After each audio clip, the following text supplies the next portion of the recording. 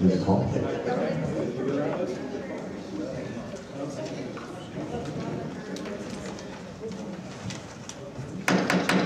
I'm calling the April 12th, 2018 regular meeting of the Roswell City Council to order. Ms. Call, please call the roll. Councilor Bobek? Here. Councilor Stubbs is absent. Councilor Grant? Here. Councilor Foster? Here. Councilor Moore? Here. Councilor Orteza? Here. Councilor Sanchez? Here. Councilor Peterson? Here. Councilor Best? Here. Councilor Henderson? Here.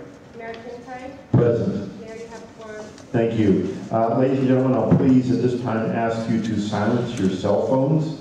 I will ask also for everyone to please rise for the Pledge of Allegiance by Councilor Peterson and the invocation by Councilor Moore. Councilor Peterson.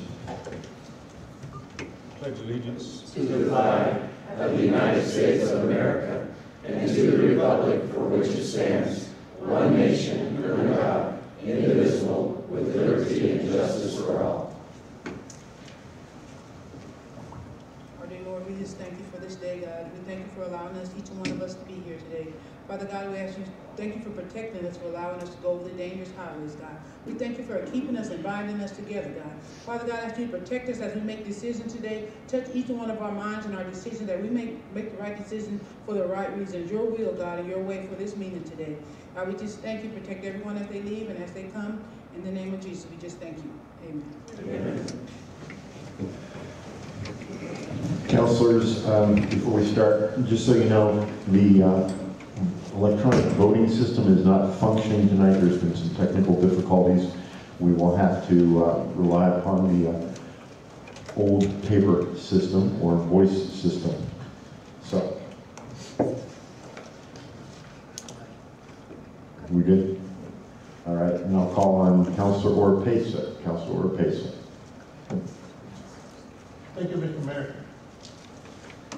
Mr. Mayor, I want to move that we approve the, or motion to approve the agenda for this meeting, April the 12th, 2018. And there's a couple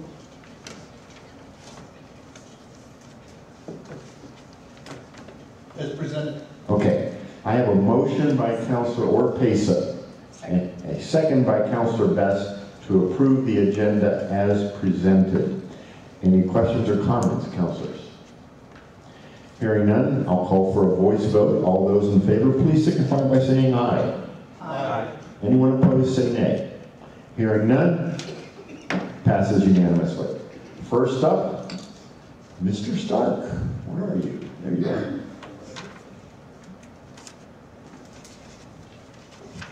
Good evening, councilors, Mr. Mayor. I'm here to introduce Mr. Ed Chupin from the Air Force. He's here today to talk to us about the Holloman Air Force Base Special Airspace redesign. And next slide, please. And what I want to do in my introduction is I just want to talk to you guys about what we have right now, what the airspace is used for now and what issues we might have with this, but I'm not going to get deep into the issues because I want Mr. Chupin to deal with most of that. So if you look at the screen, what you see there is a VFR map of our local area, and the yellow lines are the routes for our airlines. So the two from the east, between those two, anywhere are normal routes for American Airlines to come in from Dallas, to come in to Roswell and then to leave to go back. They follow pretty much the same path. So if you look on the right side of that map, you see some magenta lines, kind of a triangle that are divided up. And that area is an area of military operations area called the Bronco MOAs. MOA is short for military operations area. And the reason I mention that is because our airlines fly through that area every day. But it's not usually an issue for us because at the current time, with the current mix of aircraft that are being used by Cannon Air Force Base, who schedules that airspace, it gets almost no use. So the only reason I mention that is because when the redesign occurs of the Talon airspace, if they move the Talon area to the east and expand it, it will touch that Bronco area. And if the Talon airspace is active, at the same time the Bronco airspace is active, then the airline has to go around. And I'll let Mr. Chupin talk about the mitigation of that, but we have, he has some ideas about that. On the west side, you see the yellow line going down toward El Paso, and that's our Phoenix flight, both ways. It goes between everything, so it's not affected by anything that's going to be done in this airspace optimization. All the little squares and triangles that you see are different colors and are numbered. Those are the areas that our local FAA folks have designed with the Navy for their detachment when they come out and spend 3 months here and eat in all of our restaurants and stay in our hotels and have a lot of fun in our airspace. So that airspace is what they use for their training work. So if you look at the bottom right, the south area, numbers 4 through 10, those areas are the ones exactly where the proposed Talon airspace expansion is. The higher airspace expansion would not affect this, but the lower airspace expansion would. And again, I'll let Mr. Chupin talk mostly about that. So if you guys don't have any questions, I'll introduce Ed Chupin from the U.S. Air Force. Thank you.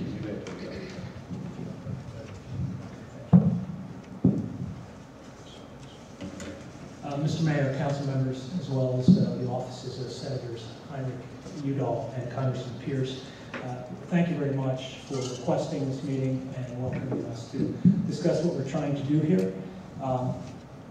Initially, I want to just make sure we understand that we're in the NEPA process right now, so we really can't propose fixes to the concerns that may be voiced in the comments or here tonight, simply A little closer. a little closer, okay, I'm sorry.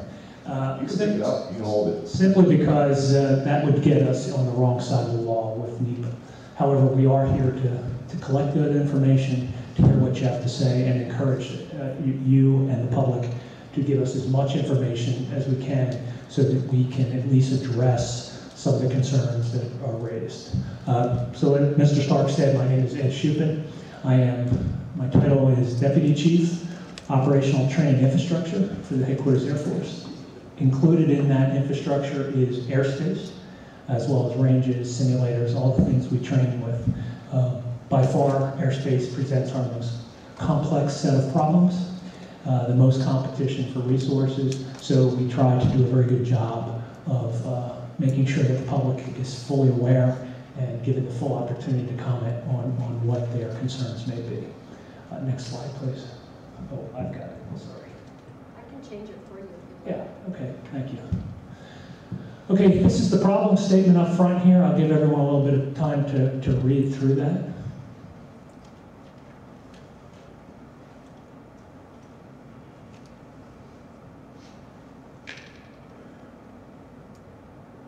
Okay, so the airspace has evolved over the years. Most of the airspace here in the Southwest, New Mexico and Arizona, was designed in the 60s. And it was designed for aircraft that are no longer in the inventory or no longer based at, in New Mexican bases, like Cannon or like Holloman Air Force Base. And they've become incompatible. They've become incompatible with our tactics, incompatible with the systems that we had on the aircraft, including sensors and performance and things like that. So we talk of town expansion, and that is a common term used in airspace, but we deliberately didn't use the term expansion. We're using the term optimization, and it's not purely semantic. We're looking broadly across the entire region and evaluating all that airspace for remissioning or redesign, with a goal towards keeping the volume of airspace that we consume as neutral as possible. It talks about mass evolution and the ever-competitive environment. And over the last 2 days, I've heard a lot of information from Carlsbad, Artesia, and now Roswell Airport about the potential impacts to their operations. And we do have to be aware of them. We share this airspace. It belongs to the FAA. It's released to us for our use. FAA is responsible for the commerce, efficiency, and safety of the national airspace system. That's their primary mission. We are a stakeholder like everyone else, but it is the goal of the Air Force to be good neighbors with commercial and general aviation. Next slide, please. This is the current airspace as it exists today. The reason Headquarters Air Force is so involved in this particular project is one, the geographic region, and that it crosses a lot of different commands within the Air Force. So the black airspace there, that's Mount Dory to the north, Pecos right there just above Roswell, Bronco to the east of Roswell. They all are scheduled by Air Force Special Operations Command. It can be used by anyone, but that's who schedules it. The peak MOAs on the east side of White Sands, the Talon MOA that you see south of Roswell, and then way to the south in Texas, Valentine, are scheduled by Air Combat Command. To the west is the Air National Guard, including the Arizona and New Mexico Air National Guard, who are the schedulers of those. So we sort of form an umbrella under these various interests to make sure that we capture the right requirements for their particular mission. And the main reason that the headquarters is involved, because some of that AFSOC airspace may be a reasonable alternative to Holloman to meet their mission needs. So it's an effort to make sure that we don't overlook an existing piece of airspace to fulfill the requirements that we have. Next slide, please. This is an average day of air traffic in New Mexico. What you don't see there is the altitude, but you can see the effect of the hub of Phoenix and the basically the roadblock that White Sands presents to air traffic. And it's partly why this is such a good area to train for the military and for the Navy when they come down here. So one, the weather's good. You have the terrain that we need for low altitude, but also the shadows that White Sands casts on either side of itself presents an area that is somewhat limited in its aviation activity. So it makes our solutions a little bit better, a little easier to achieve, while still considering the commercial aviation interests that are in the area and are vital to the economic interests in the area. Next slide, please. Okay, so this is what's called Alternative 1, and people have referred to it as the town expansion. And the key here, the key point I want to make here is, in order to start the NEPA process, we have to propose, yes sir? Why don't you tell them what NEPA is? I'm sorry, yes. NEPA is the National Environmental Policy Act. And that's the federal law that guides how we evaluate this major federal action, what this is considered. And what it takes into account is the aeronautical impacts, the environmental impacts, the environmental justice impacts, endangered species, cultural resources, historical resources, tribal interests, and other federal agency interests.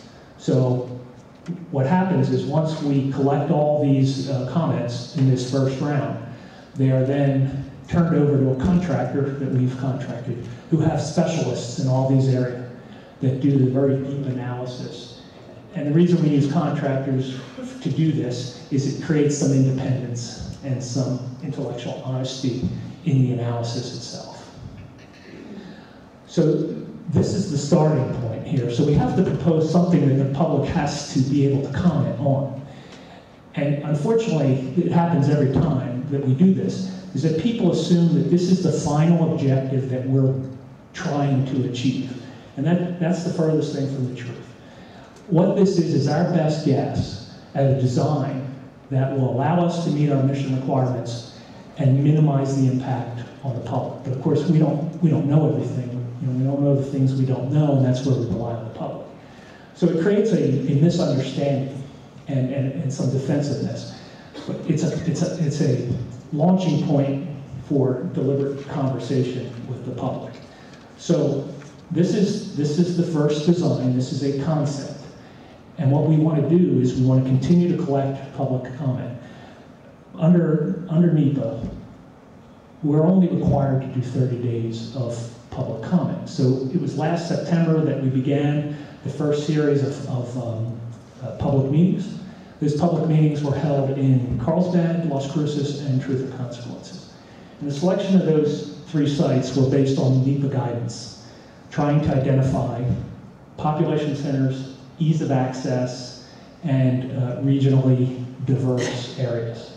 And that was done by the Air Force Civil Engineering Center. Obviously, we've received some criticism that we've not reached all the communities that needed to comment. And we heard that from the very beginning. So in turn, we left the public comment period open since November. It is still open today. We are still encouraging and receiving comments, and we expect to do so for probably another 2 months before we have to stop and begin the hard analysis with the information we have. So if there's one key message that I'm here to provide, it's that we ask the public to go to the website, which is Holloman AFB Airspace EIS, and we have flyers with that information. Or fill out the forms that we have here tonight with your concerns, comments, or even your ideas. If you have some idea that makes this better, or another place we could go, we're welcome to hear it. We're required to analyze it, and we're required to record how we address those issues. Now, this is the first phase under NEPA. We will release a draft EIS probably in September, and that's where, sorry. EIS. Thank you. Environmental impact statement. So that is the highest level of environmental analysis required by the law. And most of these actions require that. Typically, a MOA can be done with an environmental assessment, which is a lower standard, but we elected to do the full EIS because it allows us to do more analysis and capture more comments, and it's a lengthier process. September, we will release the draft document. Now, that draft document will include preferred and reasonable alternatives. So at the moment, we've offered 2 alternatives, Alternative A and Alternative B, as discussion points. Alternative 1 here, I'm sorry, 1 and 2. Alternative 1 here involves a town hall. Alternative 2 is on the west side of White Sands Missile Range, near Grant County, Silver City, and north up towards Los Cruces. And when the draft EIS is out, it's very likely that you may see 3, 4, even 5 alternatives, plus a no-action alternative, and possibly some hybrid alternatives. And what they're designed to do is to take all the information we heard, see if there are effective ways to mitigate those concerns while still meeting our mission. So that's the process. This particular airspace, as it exists now in concept, is involved with some low and high airspace. So you see the areas in blue there, low A and low B. They go from 500 feet above the ground to 12,499 feet mean sea level. And if you imagine a tabletop, the area in green is a contiguous airspace that goes from 12,500 up to 17,999, basically 18,000 feet, and it sits on top of those 2 low spaces. They won't necessarily be activated at the same time. The other thing that is often missed in these is people often assume, and perhaps for their own interests, rightly so, that it will be activated very often, all the time, or at the wrong time for their particular operations. If you're a pipeline surveying company, you might be concerned that that's active too often. What I can tell you is at this moment, low B, which seems to be the one that presents the most problems in the region, is only projected to be active 2 to 3 hours a day. We don't know what those 2 to 3 hours are. Some of the information we get from the public will help us guide how that schedule will occur. So there's a temporal aspect to airspace as well, so it's 4-dimensional. Any questions on that? Why don't you go ahead through the presentation? Okay, yes, sir. Next slide, please. This is alternative 2 on the west side of Wismar. So if you notice, it's not as well developed. And partly the reason for that is when the F-16s came to Holloman, we began, or was decision made to move them there, we began looking at what we might need to absorb those 2 squadrons and accomplish the training they have. So we began drawing lines on the chart. What we did here is try a new process where we just designated a general area that we were interested in without the specifics, in hopes that we would get information that would then help us design something, and we wouldn't create that false sense that we had already decided what it looked like, and that's what we wanted. It was a good experiment. It has faults in both ways. In this case, they were like, well, you're not telling us what you're actually doing, so how can we possibly comment on it? So that created a little consternation as well. We're not sure what the happy medium is on that going forward, but in either case, we're getting the information we need. Next slide, please. And this is the timeline as we see it right now. 25 August 17 is when we first posted the notice of intent. We began the scoping period. Meetings are completed in September. Then in August 18, we expect the notice of availability, and that's when we anticipate the draft environmental impact statement to be published in the Federal Register and available to the public through the website, public libraries, and so forth, so that we can begin a series of comment periods. I fully anticipate, based on our experience here, that we will exceed NEPA guidelines on the number of public hearings that we have to have, given the geographic disbursement of communities in New Mexico. It would make sense that we would add additional hearings so that we can get maximum public participation. Spring of 19, we will go back again with all the new information we receive after the public hearings and start working on a final environmental impact statement that is due to be released tentatively in spring of 19, which is then followed by another review period for the public, but no hearings. Summer 19 would follow a Air Force record of decision. That record of decision is then given to the FAA as the manager of the national airspace for their acceptance or modification or rejection before they issue their record of decision. What's important about that is it's incumbent upon the Air Force to try and address as many aviation concerns as possible on the front end, because they're really only evaluating for its aeronautical feasibility, so that they're more likely to accept it and issue a record of decision. So there is an incentive for us to try and resolve those issues. And then we project by winter of 19 and early 2020 that we would publish this airspace on charts and begin using it. Next, I think that's, and here's the important slide.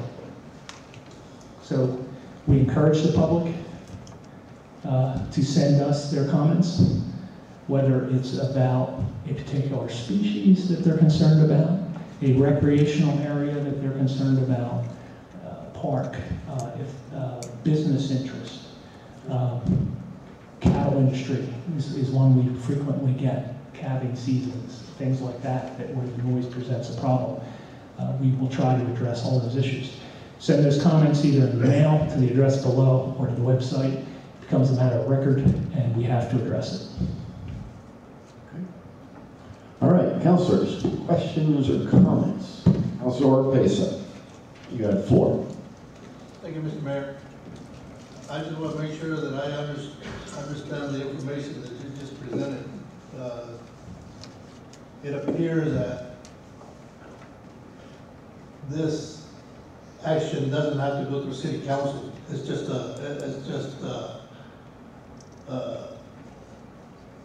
information, just for information.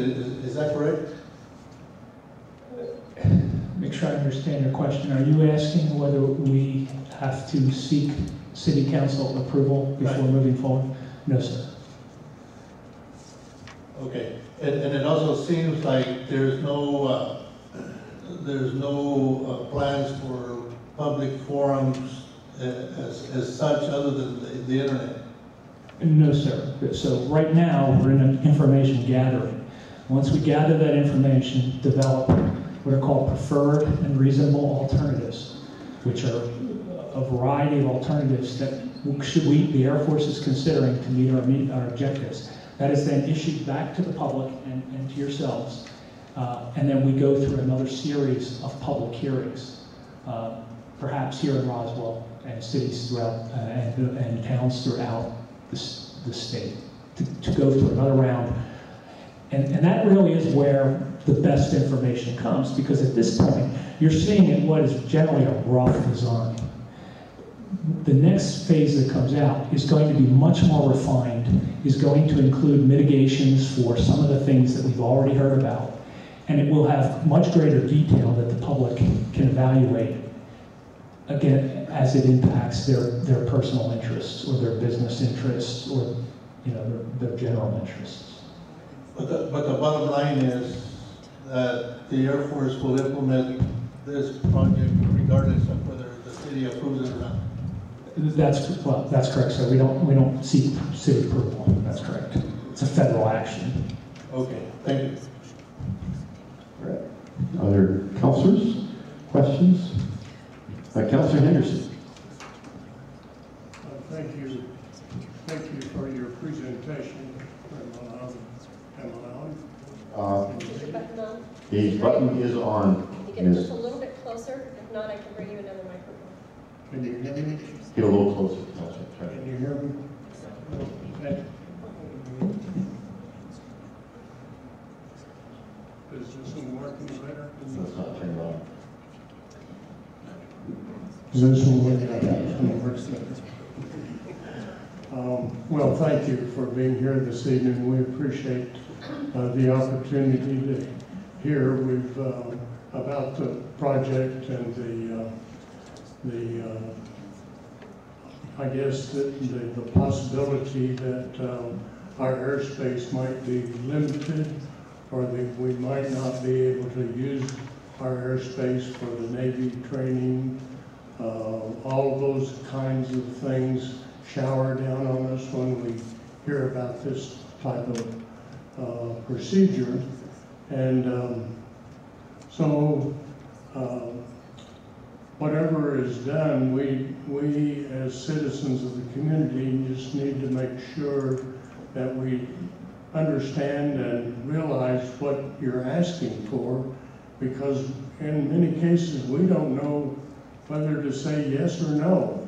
I mean, it should come from the private aircraft owners association, or the airlines that service our area, or some kind of a statement from the Navy or other aircraft manufacturers that use our airspace for training. So we want to carefully analyze this, but in most cases, individuals like myself, we don't know the right questions to ask, but we know that we don't want our airspace limited. Yes, sir. So if you don't mind, I'll address a few of those comments. First, we were already aware of what the Navy does here in the airspace they use. So I sent the proposal over to the Department of the Navy, to my counterparts who do the same thing we do, and I asked for their evaluation on their periodic flights in Roswell to do training. I've received that back. That will become part of the record, and we have to analyze whether their mission can effectively continue here at Roswell based on the various options we're considering. Secondly, we've spoken to, in my experience, 12 years doing this, that we've had more engagement with aviation interests in this side of the state than we've ever had in other airspace actions in the past. I'm confident that we have gotten some of the most detailed comments from airport operators, aviation businesses, from everything from low altitude to crop dusters, to air ambulance, to commercial aviation. For example, we've heard from Roswell Airport about the effects of simultaneously scheduling the new town design, if that's what that eventually looks like, and the Broncos at the same time, and how that might disrupt the flow. So we have that comment for the record, and it's something we have to consider. Economic impact to the communities near this airspace is a required part of the analysis. So I'm trying to assure you that we are aware and that we are engaged with those communities to get the most detailed information we can. So. I have Councilor Grant, and exhaust my list. Thank you. Yeah, what's the reality of these being, I mean, you gave an example of one. Can you go back to the map, Sharon, on where I had the low, this one? So you said like low B would be active about 2 hours a day. How active? Are these active every day, all of these on this expansion? I'm not the expert on Holloman operations. I believe because of the nature of contract maintenance and the cost of contract maintenance on the weekends, that most of the flying occurs during the weekday. There's a nod. So you're looking mostly at Monday through Friday, and I can't tell you at this point whether it's an hour in the morning, 2 in the afternoon, or vice versa, is how that'll be scheduled. And I guess my next question is kind of for Scott. Have we identified what our attendance out there and our activity? I mean, kind of relying on you on what all goes on out there and kind of an analysis of what kind of impact this is going to have with our activity and with our attendance out there. Yeah, we're very aware of the activity that goes out there, and we've also been involved in seeing a lot of the comments that the Air Force is seeing. They've been shared with us as well. And all of them are legitimate, every single one of them. They all have a different level of impact, and on us, on different areas. I've not really wanted to talk too much about Carlsbad and Artesia, but they've got their own issues. So the two that I presented to you guys, those are the biggest impacts for us. And quite honestly, if the Air Force is willing to, as we develop this airspace and the rules to govern the use of this airspace, as Ed said, there's a time aspect to it as well. So we don't all have to be there at the same time. So it can be scheduled. The Air Force has got it at a certain time, the Navy's got it at another time.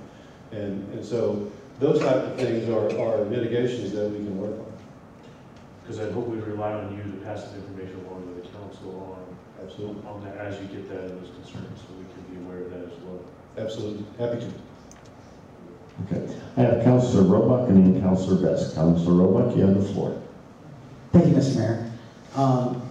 I just had a question. When you're talking about flight activity, can you give me a general idea of what we're talking about here? I mean, obviously fighters chasing each other. What are they doing? Doing loops or just flying through the sky? Well, I'm an old bomber guy, so I'm not a fighter guy, but I do know a little bit about it. So generally, the average, the typical mission for an F-16, and this is syllabus, right? So give you the urgency of this action and why we're pursuing it, because I don't think I've stated that as well as I could for the requirement. The Air Force is faced with a fighter pilot deficit that's actually rich in crisis stages. The hard number is about 700 short. The high end is probably about 2,000, and we're tracking in the wrong direction. So we need some more predictability and stability and some production out of the pilot training that's going on for our F-16 pilots out of Holloman. So in order to do that, it's syllabus driven, right? So, it's a walk, crawl, run, or crawl, walk, run type of process. So we're taking brand new students and we're moving them along. So at first, it's getting to know the jet and doing some basic flight maneuvers. So they might use the high airspace to do, individual solo activity, or it's actually a two-ship. I need to correct it. There are some two-seat models, but often it's a student and an instructor in the second aircraft. Most missions go either as a two-ship or a four-ship. So they might go out there and do some basic flight maneuvers, and then they begin to get more advanced into counter-air type activity. So you might see a two-ship versus a two-ship at the higher altitudes. And then the F-16 being a general purpose aircraft, it has to be able to do close to the ground operations. Now I need to make clear that there's nothing hazardous coming off this aircraft. That military operating area is not authorized for laser activity, bombs, missiles, anything like that. None of that will happen. So they will begin then doing some low altitude stuff. So one of the tactics is to get below the radar and use the terrain to penetrate the enemy airspace.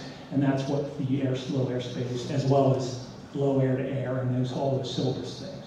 The high airspace will generally be used more than the low airspace. Thank you. All right, I have Councilor Best and Councilor Pace again. Councilor Best, you have the floor. Okay, I'm just wanting to get all this completely in my brain because I am one of those cattle and sheep ranchers that I've had the ranch 4 generations, and you guys fly over, and I've actually had windmill heads pop off because of the afterburst. Is this over Roswell at all? Are you going to target our water towers or anything? Are the boys going to play like they do at the ranch? No, ma'am, our aviators are all very disciplined and Okay. Okay. it actually has gotten better since I fly. I believe they are, they do abide by FAA guidelines, but your answer to your question, no, they don't fly over Roswell, or Artesia, or Carlsbad airports. That's why we carved that big corridor in the middle. The floor of that airspace over those airports is 12,500 feet. So if somebody is flying, buzzing the airport, they are way in violation of Air Force and FAA rules. So you're not using our tower, our landing areas or anything like that unless there's like an emergency, right? Emergency for sure. It's any safe harbor. I don't know that Holloman uses Roswell for touch and goes. Pardon me? I didn't mean to interrupt, but I can speak to that for a second if you'd like. So right now, what they do with the 50 aircraft they have over there, they will work in the areas mostly to the west of us, and they'll plan into their syllabus to come and do a few touch and goes and a few approaches. But they're like any other aircraft. They work with the tower and the approach control like any other aircraft. So no, they should not be buzzing up anybody's houses or windmills or cattle or sheep. But that number should increase, and this is separate from the airspace. Understand that it's separate from the airspace optimization.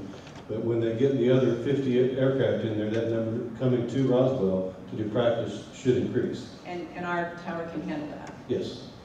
Yes. And I kind of want to make sure, and maybe I'm getting it wrong, but this, you have come to us as a fact finding for the public, and this is a courtesy to us to let us know what's going on, because you're federal, am I right? And you can do whatever you want.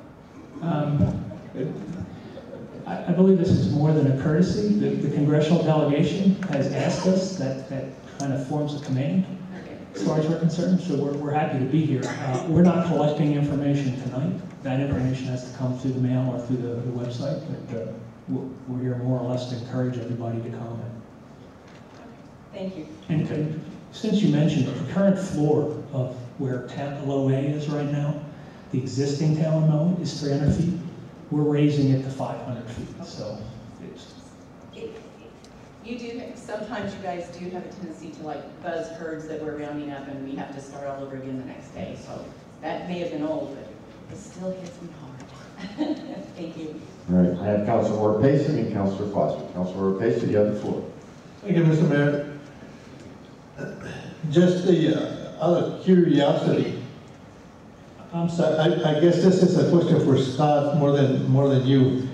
Out of curiosity, is this going to have any effect, if any at all, with the airport authority that we're trying to establish? No, they won't. They're completely on separate tracks. Okay, thank you. All right, Councilor Foster, and I exhaust my list. Thank you. I just want to thank you because I understand getting this out to the public, letting the people know that this could be happening, and just letting them know what's happening is important. I grew up in Clovis with Canon, and jet noise doesn't bother me. I'm used to it. But having worked here and worked in some of our rural areas, I do understand when the Navy pilots come. I know some of my kids in Lake Arthur would just go crazy because they were used to silence their whole life, and suddenly there was a buzz and they thought something was happening. So I do understand that you've got to get used to it, and I do appreciate you coming and letting us know and letting the public know so that they can get an understanding. Because I've been buzzed by an F-111 at 200 foot, and it is just disconcerting when you're there flying almost Mach. And but you understand that they're training and that they're not doing it on purpose to scare you. Especially when you're out on the water at one of our lakes and they do it, and it can be kind of scary. But I do appreciate it so that people know and we can get it out there and so that they can make comment. So I appreciate you coming in. Thanks. Informing us. I have no other persons on the list. I did have a couple quick points I want you to clarify. This airspace is actually controlled the whole time your aircraft are out there, and it's controlled by It is not controlled. This is VFR activity. But you're under Albuquerque Center. Oh, that's above 7,000 feet, we're in radar coverage. Yes, that's what I meant. And one of the issues that's been brought up, I know, is, oh my gosh, if there's an air ambulance that needs to fly, they won't be able to because you guys are up there. Can you address that? Okay. So we're obligated by FAA regulations and by our own Air Force regulations to provide right away for any emergency air evac. So we've received that comment multiple times from different sources, so it will be considered. And one of the mitigations that we're going to have to address is to provide some assurance that when a patient is on board that aircraft and they have to get off the ground, say to go to Lubbock in a hurry, that we have mechanisms, procedures, communication equipment, something along those lines, a command and control capability to get through to our pilots and make sure that they climb to a safe altitude and allow that safe transit. Technically, any VFR aircraft can penetrate any of that airspace without any announcement or any coordination. But for an added measure of safety, when it's a life flight, we want to make sure that there's nothing in the way to delay or to reroute that aircraft. So that will be addressed when we do the environmental impact statement. All right. Counselors? All right. Thank you very much, sir. Appreciate your travel here. And now you head back tomorrow? With a suitcase full of pecans and souvenirs? Pistachios. You got to check out the museums too, all right? I have my hat. All right. The clerk has a number of these forms if anybody wants it to mail in their comments. All right. Thank you very much. Appreciate you. Thank you. All right. Next up, item number 2, Mr. Deb. 3. I'm sorry. This is number 3. I knew where we were at. Mayor, City Council, it's my privilege to introduce one of our partner agencies. We rely upon a lot of different agencies in order to help do our business. We have 3 or 4 of them that help us with our business community and environment. And so part of the agreement that we have is that they need to present us with an annual report. And so tonight I have Ms. Candace Frost with the Roswell Chamber of Commerce delivering their annual report for what they've been able to accomplish for the city of Roswell. All right. Ms. Frost?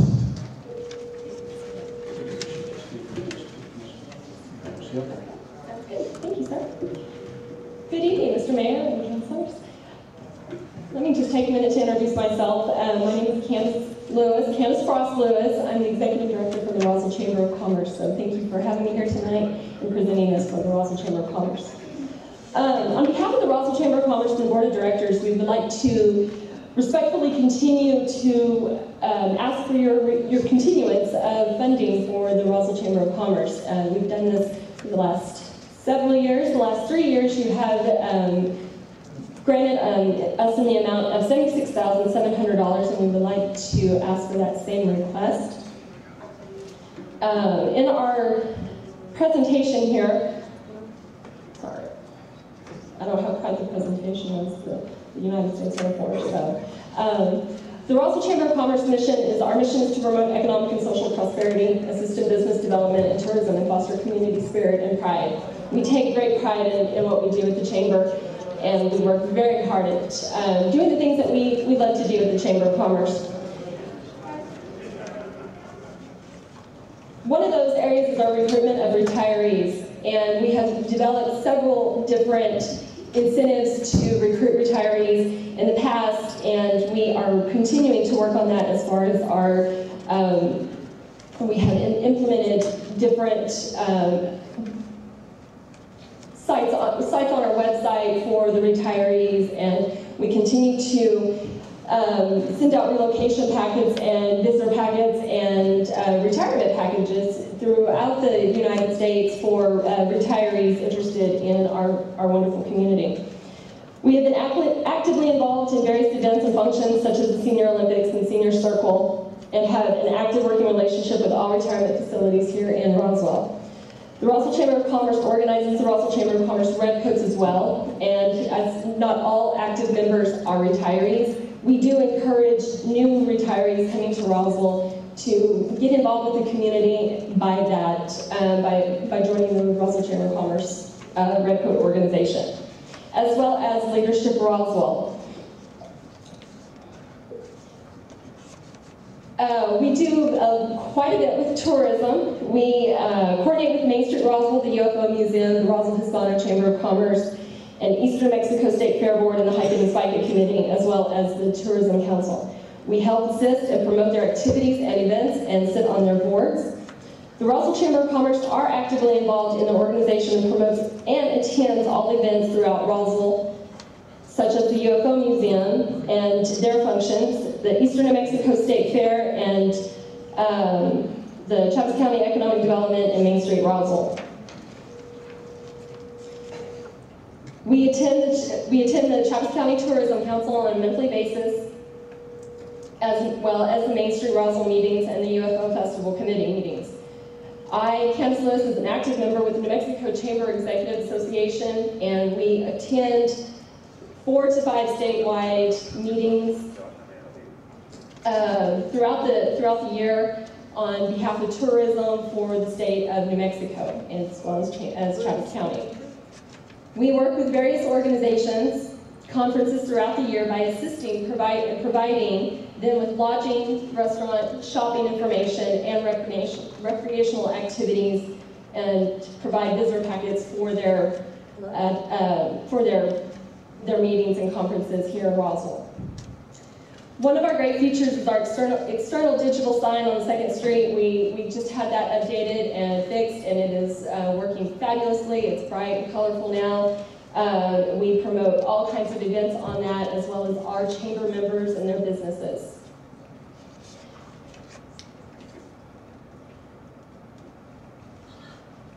We work with the International Law Enforcement Academy. This is something that we take great pride in. We have in the past, we have worked really close with the ILEA staff out there on providing and helping with their community receptions throughout Roswell. However, under security issues, they have taken on the receptions there at their facility, and we help assist those receptions as needed when they can have it, and they do have an English-speaking delegation. We do help them with those receptions in the community. So we continue to work with ILEA, and we take our annual DC trip with the Artesia Chamber and lobby on behalf of the ILEA group, as well as the Flexi group at Artesia. Leadership Roswell is our next organization. Everybody, I believe, is familiar with the Leadership Roswell program through the Roswell Chamber of Commerce. It is the longest running Leadership organization in the state of New Mexico. We are about to graduate our 35th class, so we're really excited about that. We continue to work with them and attend their class planning meetings, various activities and events hosted by the Leadership Roswell class. The Chamber Board and myself are wanting to promote the Leadership Roswell program to Chamber staff as well. So we will be considering our employees for the Leadership Roswell group as well. One of the things that the Roswell Chamber of Commerce takes great pride in is the opportunities for businesses. We thrive on businesses. We want to encourage and promote their prosperity and do what we can to make them successful. These programs are just limited. These are just a few of the programs that the Roswell Chamber of Commerce does. We do a lot of networking events, communication events. We have programs such as Power Lunch with Walter Nussbaum, Legislative Luncheon, Lunch and Learns, Mornings with the Mayor, Membership 101, Forum, and the Rise of Roswell, and hopefully the Rise of Roswell and Cinco de Mayo Festival coming up at the 4th of May. And of course the Eastern Mexico State Fair and many other events throughout the year. We have had a 42% increase in membership dues this year, year to date, so we're really excited about that. The Roswell Chamber of Commerce has many opportunities to help businesses in Roswell and Travis County with future events. We are looking forward to implementing programs for young professionals, women in business, and more educational seminars for our businesses to succeed from, such as using their resources, using the resources we have here in Roswell, such as West and Small Business Development and many others, to help our businesses find the right employee, help their employees, and do what we can for those businesses and find their needs and their wants. The Chamber has recently updated their website. We've had additional features, and one of those is the community calendars and the Chamber calendar. And if you go to them, they're quite full, so which is a great thing. So we have the resources there as well, and to help outsiders alike to navigate throughout the website to find what they are looking for here in Roswell. And this is an area that is constantly being updated on a daily basis. We have somebody on staff that constantly works with the website and as well as social media. And speaking of social media, we have taken a huge leap into social media, as well as I'm sure everybody else here has. We have increased our platforms from Facebook and Twitter to now we have Instagram, LinkedIn, Snapchat, Pinterest, and I believe YouTube. So this helps in communicating with all age ranges to find out the needs for Roswell and see what we can do for the community.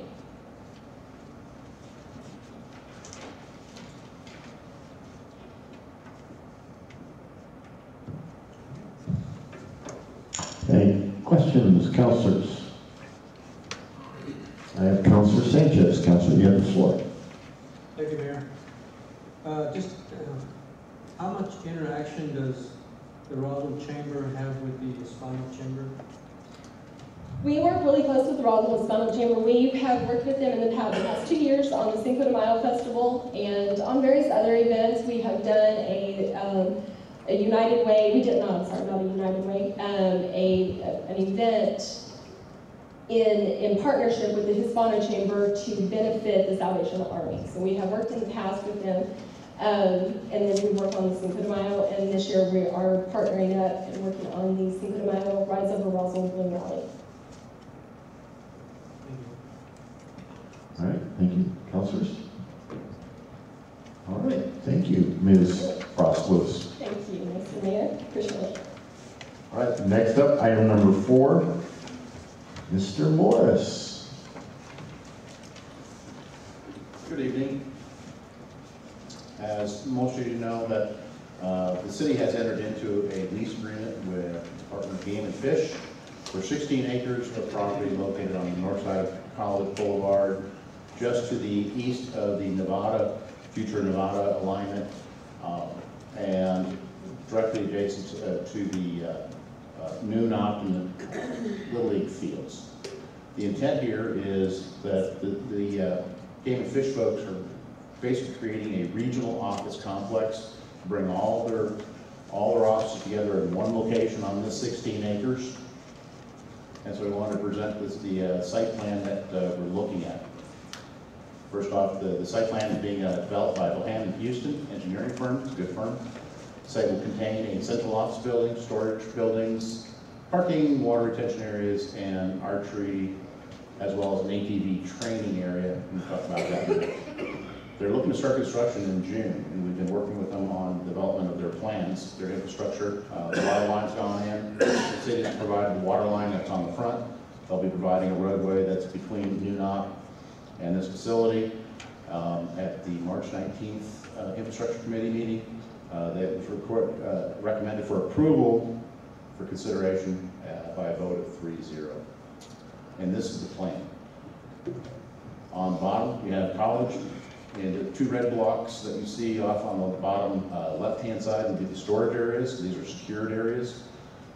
There's a pipe rail fence that will be installed around the entire site for security. Central office building is the red blob in the middle. You see the water retention areas. In the very middle of the site, right where the black line is running, that'll be the general ATV training area. And what we're talking about is basically not just a wild open area, but basically training younger folks how to ride properly ATVs in a safe fashion. It's on about an acre site. The upper left is the 3D archery range that's being proposed. There's a 10-foot berm that goes around this that'll be planted, and then a standardized archery range that'll be located on the upper right-hand side. There's parking that will be secured, and so that it'll be a regulated range and coordinated through Game and Fish. That's the archery area, office, storage. That's the ATV, and then 3D archery. We've seen this before, we presented this before. This is the building that's being proposed. This is the same one that they are using up in their Albuquerque office. And it'll have their meeting rooms, their conference rooms, and these are the general colors, a little distorted, but actually it's not so purplish. And this is the typical archery or arch system that they have at the beginning. Things like 20 feet tall. And I have Captain Gray here if there's any specific questions about what's happening. Stand for any questions. Councilors, questions? Councilor Henderson. You have the floor, Councilor. Thank you, Mayor. Well, what a wonderful facility for the city of Roswell, and the opportunity for our residents to enjoy this type of facility and the training and information that will be available there. A couple of questions. One, the space, as we look at the diagram, as we look at the plot, so to speak, the roadway is going to be on the left or on the east, as I understand it. I mean, on the right or on the east side? Yes, sir. That's the roadway that they'll be constructing. Okay. The deal was we would install the water line up front for them, and they would build this road. Okay. And there won't be any space to speak of between this facility and the Optimist Park field?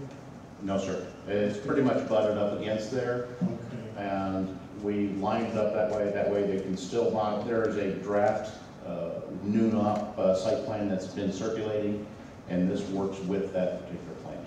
Okay, and the other, I assume that their fishing ponds will be protected for safety, some fencing or whatever is necessary to keep people from wandering in there and drowning. They do have, like I said, they've got fencing around the outside edge, and as well as gates to keep folks from being in there as they're supposed to be. Okay, thank you, Mayor. Thank you, Bill. All right, thank you. Councilor Orpesa, you have the floor. Thank you, Mr. Mayor. Just for the public information, this site is being built on city property, correct? Correct. And so they're going to sign a lease, and they are the ones that are going to build all this this project. Yes, sir. But at some point, if they decide to walk away from it, all the property, the buildings and so forth revert to the city of Roswell. Is that correct? That is correct, according to the lease. Okay, thank you. All right. Other questions or comments? Ms. Call, I'm not sure Councilor Orpesa's microphone is working at optimal level. Do we have any solution to these problems? I do. I can give him a hand microphone. If you'd Okay, like. and I apologize, Councilor Orpesa. myself real loud. You were, I could understand you, I just, but then I have good hearing. I worry about Councilor Henderson. Sorry, couldn't resist. At least I didn't say Councilor Sanchez. We're losing it, I apologize. Any other questions or comments from Mr. Morris? If not, we'll move on. Thank you. I'm very excited.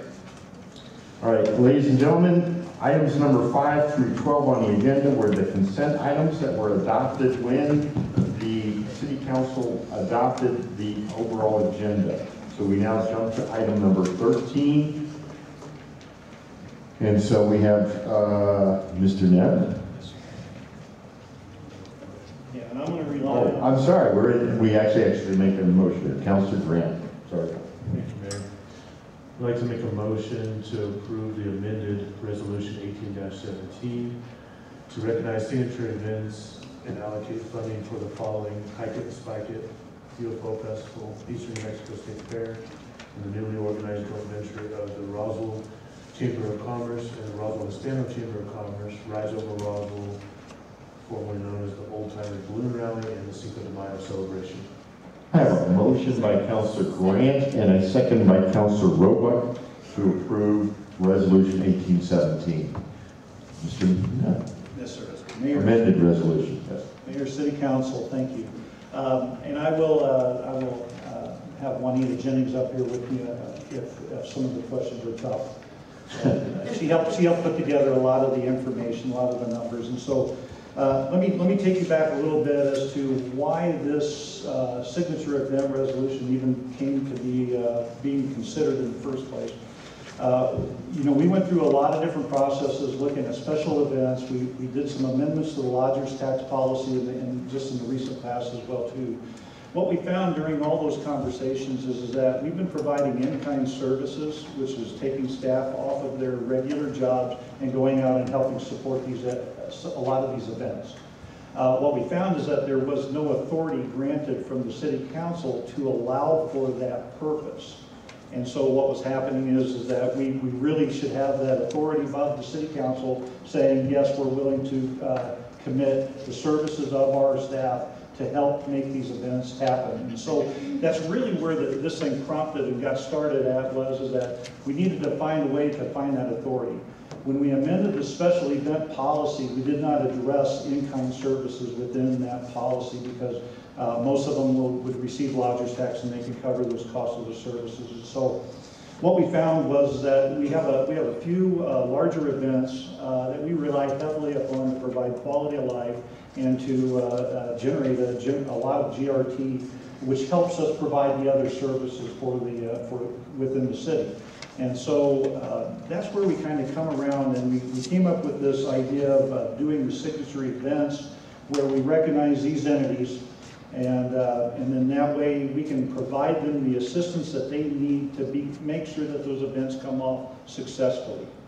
And it's really difficult to do it for everybody, but I believe that when you look at the description as to what the signature events are, that's why this was important. So Resolution 1817, it was prepared to help identify some of the events that are generating either GRT or they meet our brand. UFO Festival is a prime example of meeting our brand and trying to, it gets attention worldwide. And actually probably outside of the solar system as well too. I think that actually happens, but and that are otherwise important enough for the city's involvement to provide in-kind service and possibly some additional financial backing. And so trying to figure out how to do that, that's why we've come up with this resolution and what we've tried to put into that.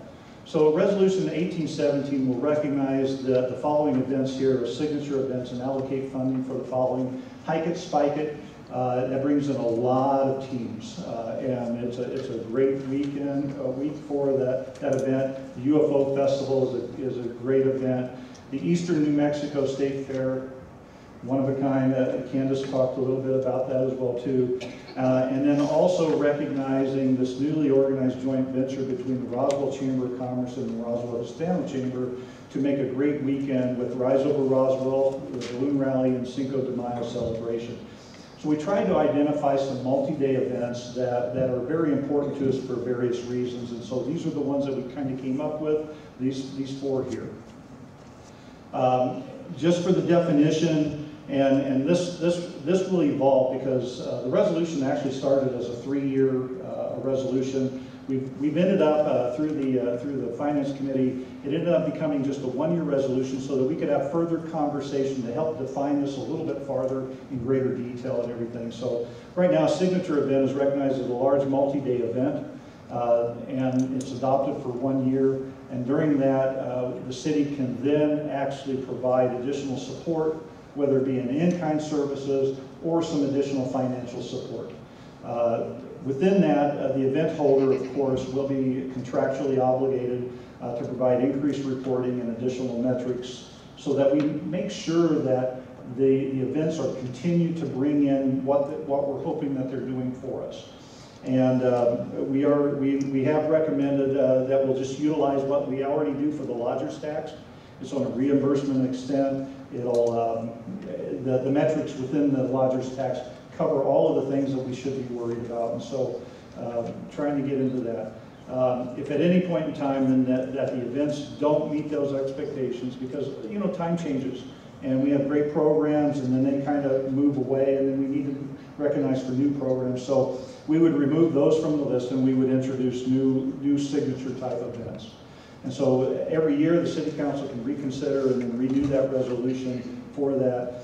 We have capped the funding at $200,000, and I'll explain why in just a second here, but and that covers additional financial money or in-kind services within that and/or. And so most of these utilize a lot of in-kind service in order to help pull off these events that bring in a lot of people. So in-kind services for our departments, these are the ones that are predominantly leaned upon in order to provide some type of help or assistance for the special events. And so you've got the police department, the fire department, sanitation on there. All of those can actually help be paid for by the lodger's tax as well too. They're identified statutorily for that. But then we also have, we utilize transit services, we utilize special services, streets, special electronics, parks and rec, and public affairs. So we have a lot of other departments that come into play as we're trying to make these events happen.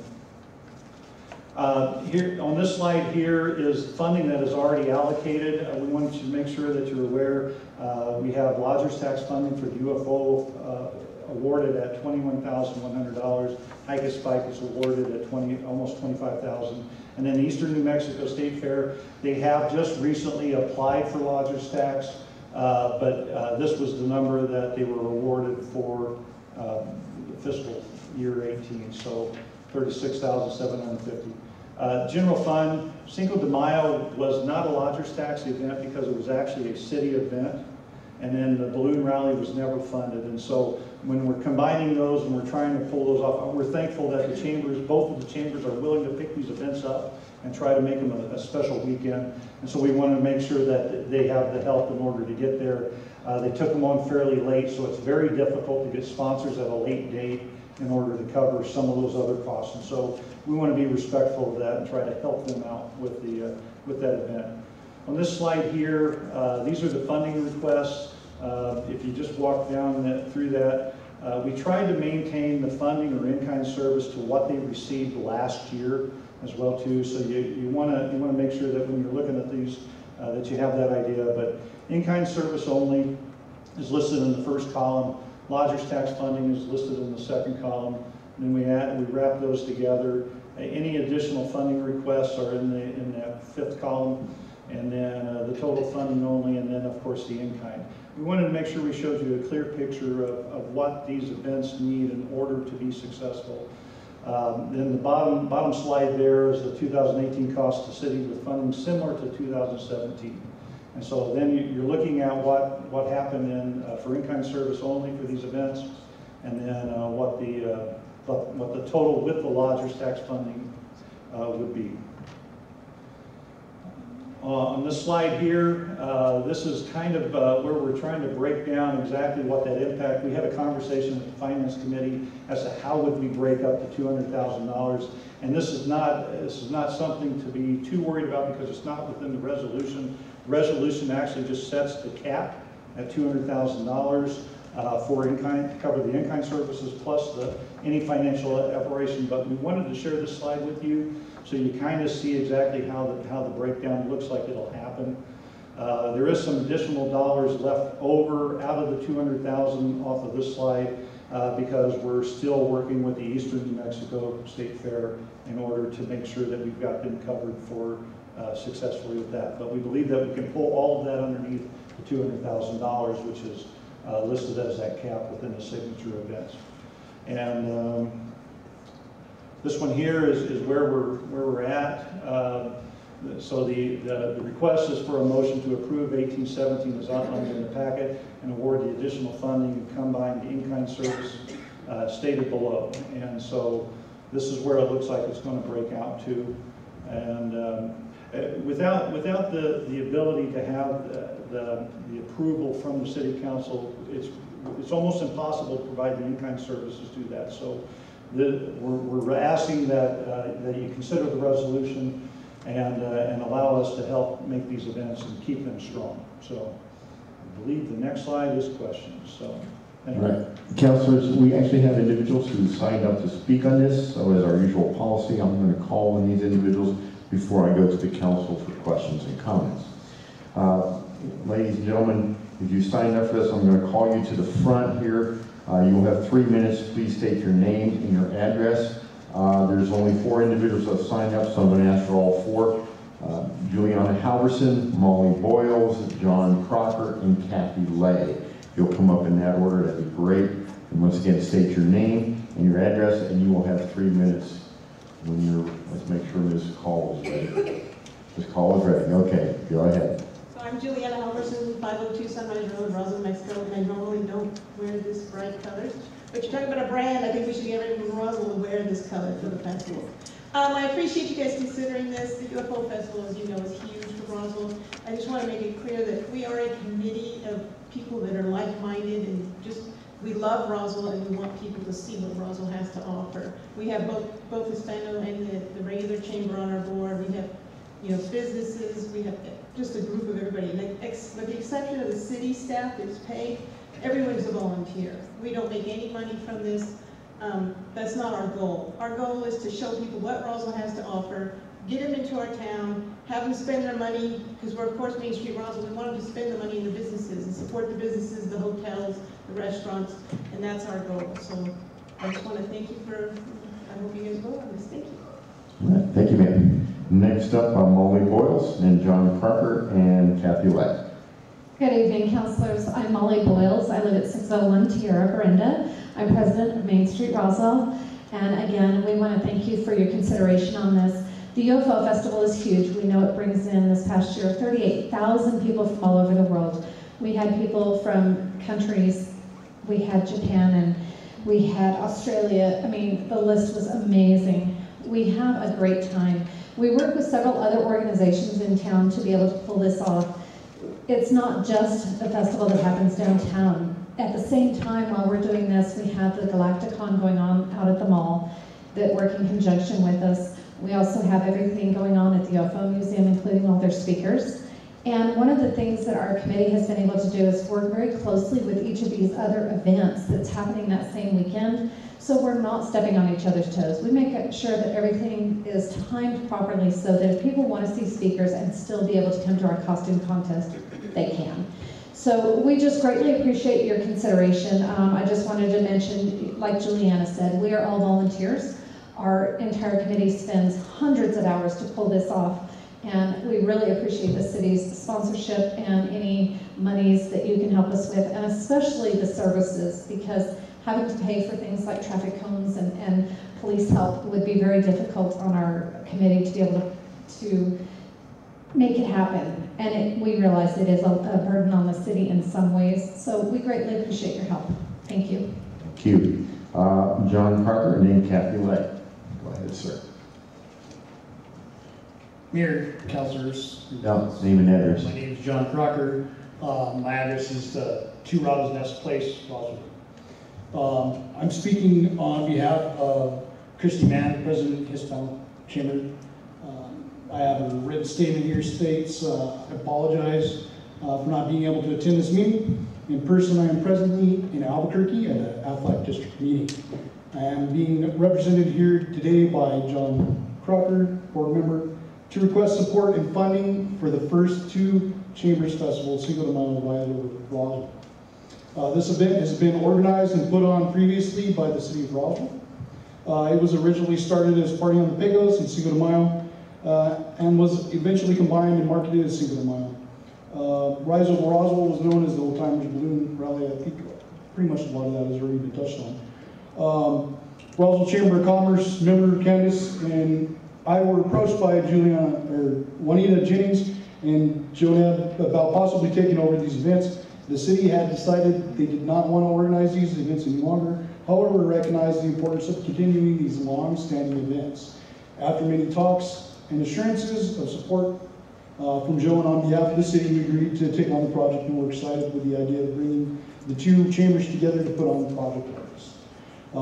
Some of the talking points and assurances from Joe included monetary support, in-kind support in the form of equipment. Monetary support numbers discussed were approximately $30,000 for the first year, and then subsequently the years following would be discussed, and those can be visited yearly.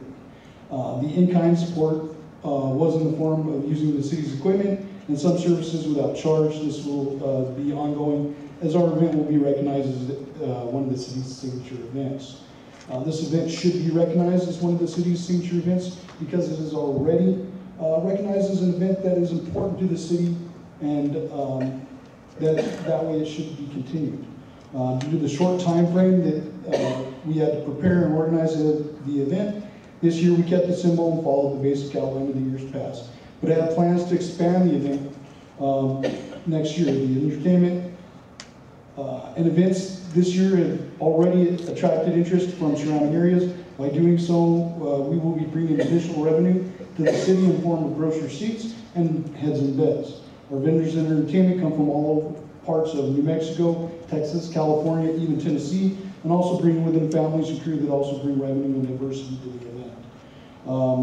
In addition, this is the first large-scale event of this kind, which the two chambers have come together, brainstorm, organize, execute, and wanted as a community event.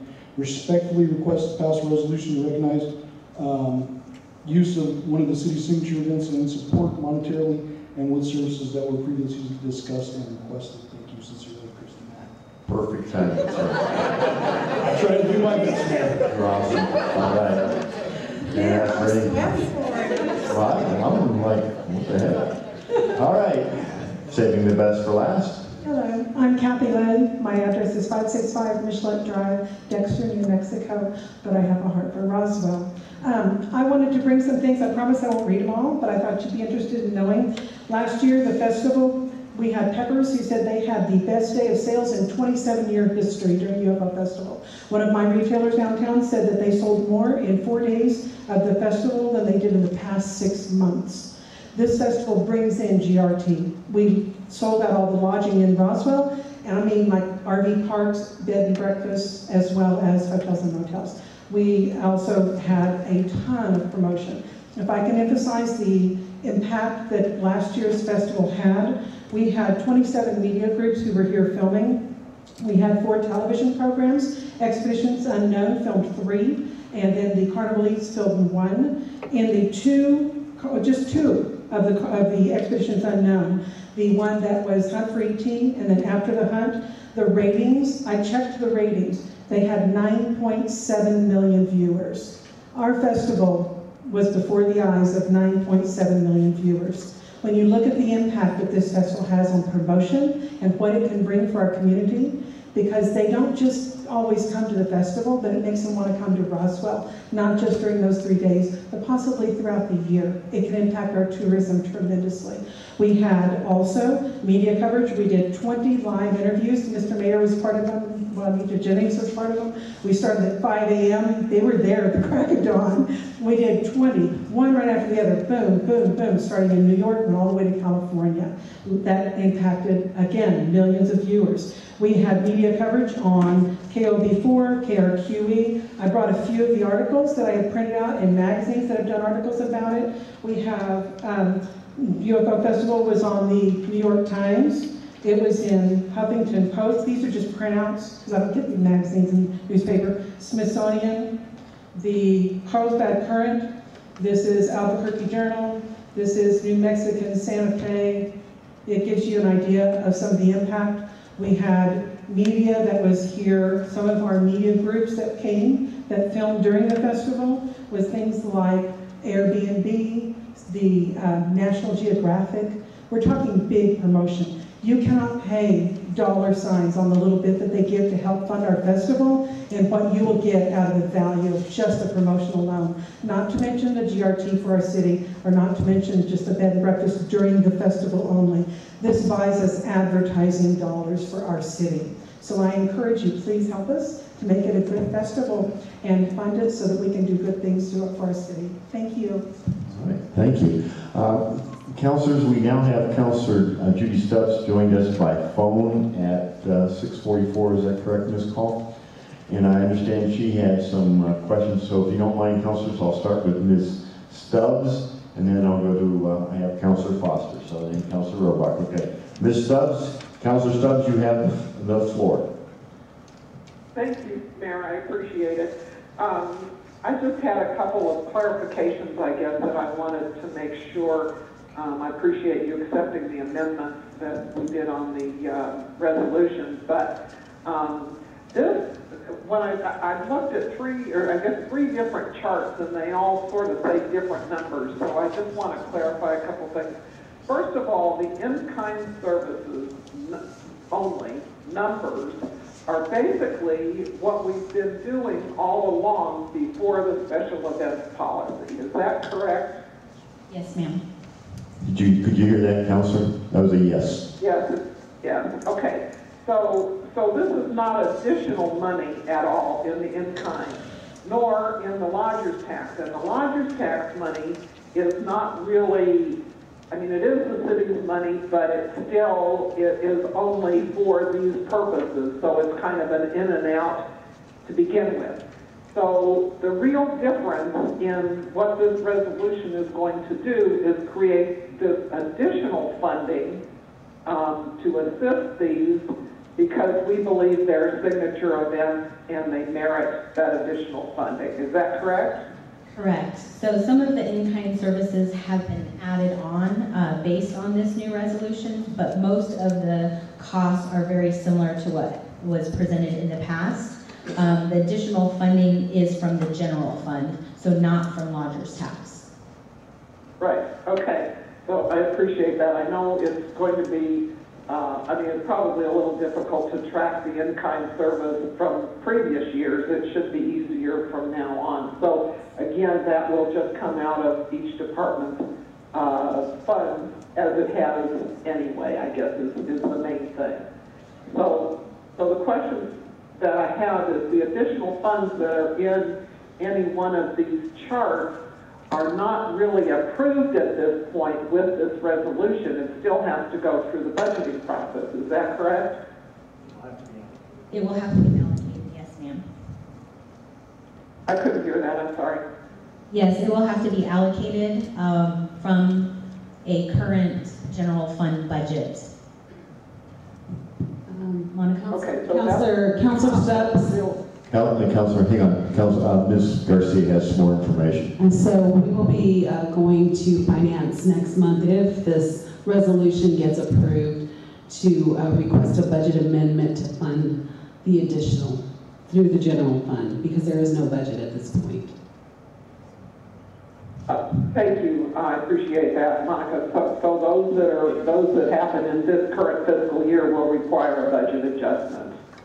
And then the others are for the next cycle of these. They'll have to be included in the budget. My point is, we're not approving any actual funding. The resolution only says up to $200,000. Is that correct?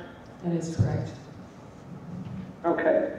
Okay, I appreciate that, Mr. Mayor. I just didn't want anybody to get their hopes up that this was the final, and that, and as my understanding is too, these charts are informational and they won't even be attached to the resolution, so it's just the resolution. So, thank you. All right, thank you, Councilor. I have Councilor Foster and then Councilor Roebuck. Councilor Foster, you have the floor. Thank you, Mayor. On number 3, when it's saying the funding won't exceed $200,000, is that of non-lodger's tax, or is that lodger's tax and our general fund too?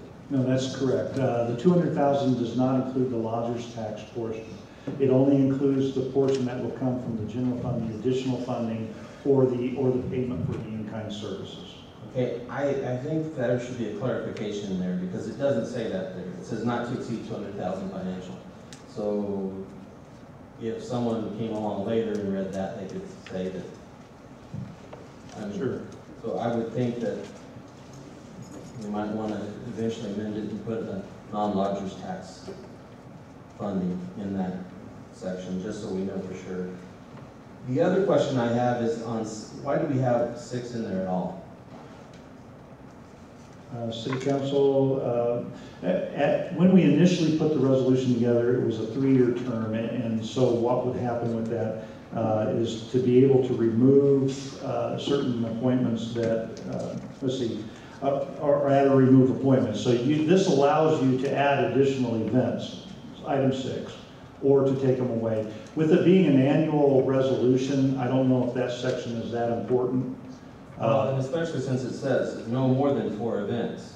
Right. So that doesn't, I mean, if we added one, we would have to take one away. You would remove another. How that's read. I think that was the intent for that amendment. And I don't understand why we would write something that would limit ourselves, because there again, I understand if we're for funding, well, but if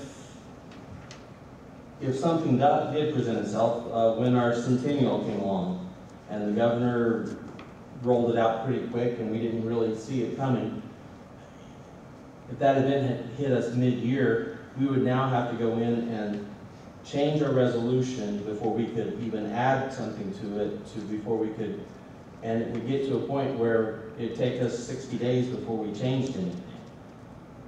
Yeah, and you know, there's no problem with the city council adding an event like that outside of the signature event policy. The signature event policy does not prohibit you from doing those type of events that come in that manner. What we're trying to do here is trying to balance that out, because you know, we don't hire people to really do these events, but the importance of the events. And so the idea is to let's focus our attention on a few of these rather than too many of them. And by focusing, we're hoping that we can help make things better. And so that's where, if you get the centennial events and everything, you can always handle those separately from this resolution. But to me, still, it's redundant, since this is just a 1 year, sure. And then to turn around and say that we can change it yearly it is going to be changed, right? Yeah, item 6. Yeah. And that's, to me, that it just saying that, telling us that we can do what we already know what we can do is something that I think is redundant and isn't needed in a resolution. But so I don't know how we want to do it, but I definitely want to add make a motion to amend 3 to make sure that we specify that it's non-lodgers tax. All right, Councilor, what's the wording on your motion? I would. Or do you want to take a few minutes to go on to some of the councilors and I can come back to you? And I can, yes. Let's do that. All right, what I've got is Councilor Roebuck, Henderson, Grant, and I'll come back to Councilor Foster after that. And this time to call on you for your amendment, if that's okay. Okay, very good. So we have Councilor Roebuck, Henderson, and Grant. Councilor Roebuck, you have the floor. Thank you, Mayor.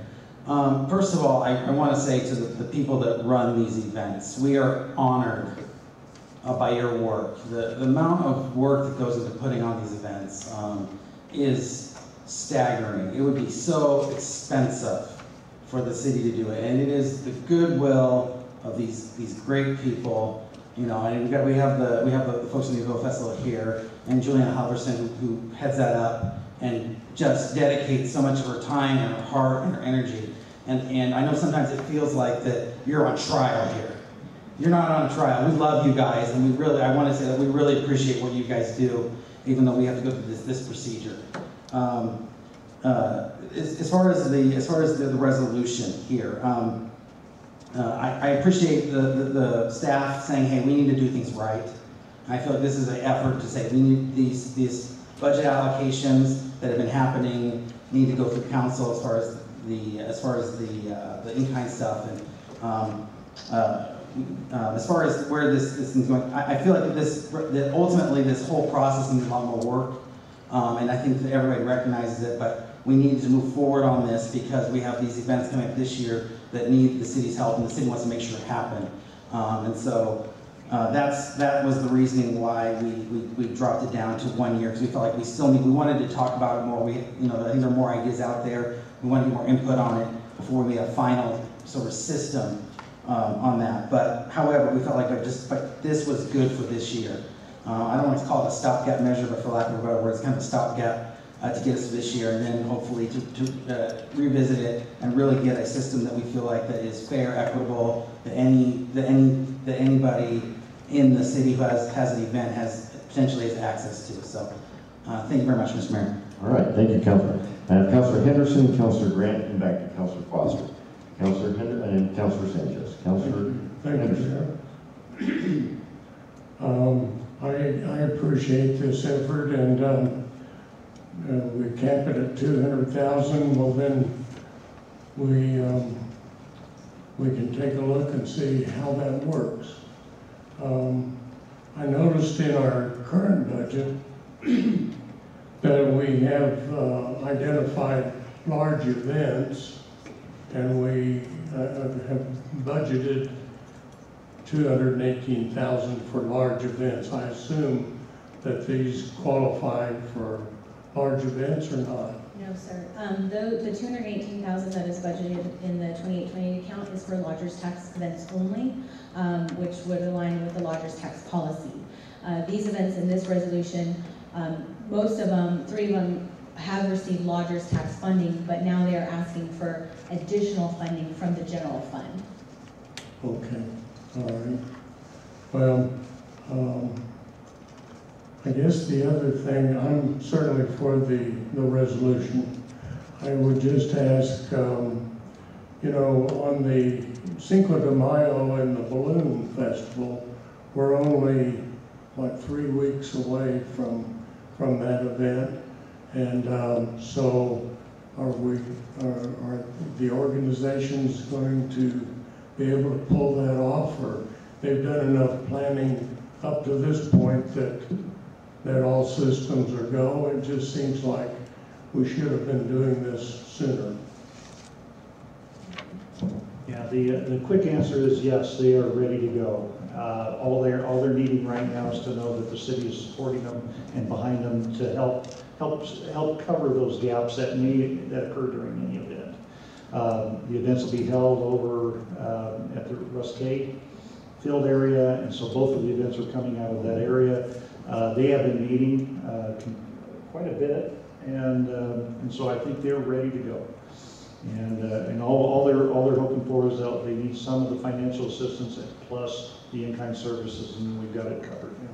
Well, I know that, you know, these balloon owners need time and scheduling and all that sort of thing, so I'm glad to hear that they're ready. And they've already been advertising for all of that. I think they had actually 15 signed up on the pre-registration, so.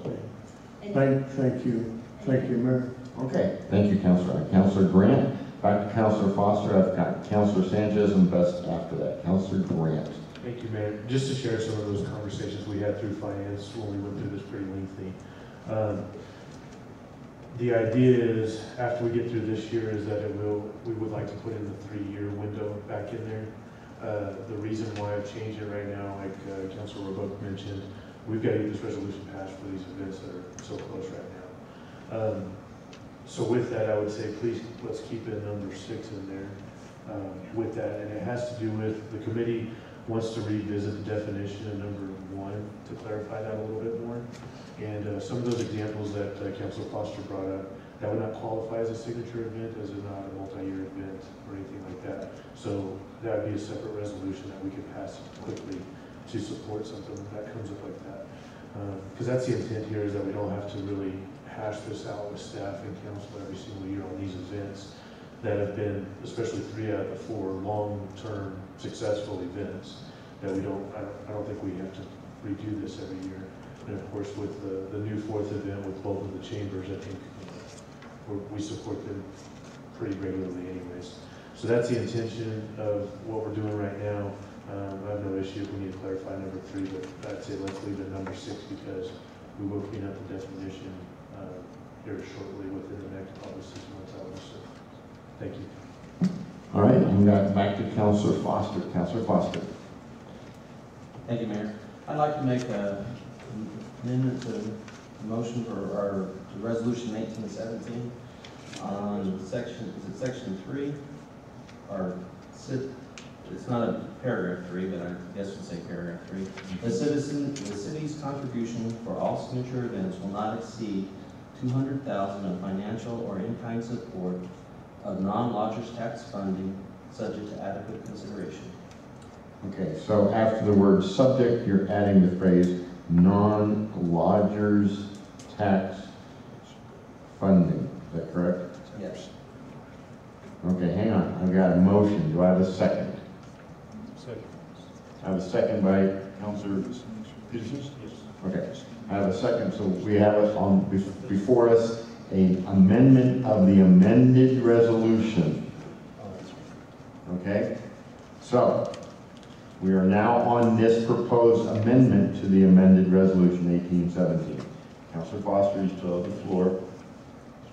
Well, I just wanted it clarified because to me, reading it right out, I couldn't tell if this was all our funding, all in 200,000, or if lodgers tax plus the 200 or the 200,000 coming from general fund.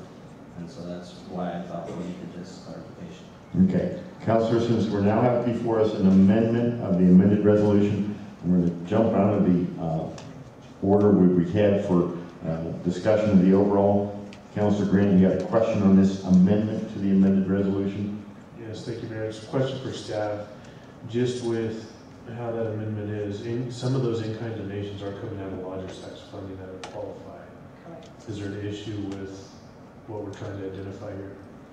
So what we discussed today is that the way to keep it clean is if they have a lodgers tax application, those will still follow the same reimbursement process. If you award the additional funding part, those will still follow under the same guidelines, but we will keep them separate for financial purposes. So we'll still track everything as one, but internally we will keep them separate to keep the accounts clean. Okay. All right. Any other on the amendment to the amended resolution? On Councilor Sanchez, on the amended to the amended resolution. Go ahead, sir. Thank you, Mayor. Could you just read that again? Yes. Just the way. Let me read it, and I'll make sure, Councilor Foster, if I get this wrong. Paragraph 3 would read, once if amended, would read as follows: the city's contribution for all signature events will not exceed $200,000 of financial and or in-kind support, subject to non-lodgers tax funding.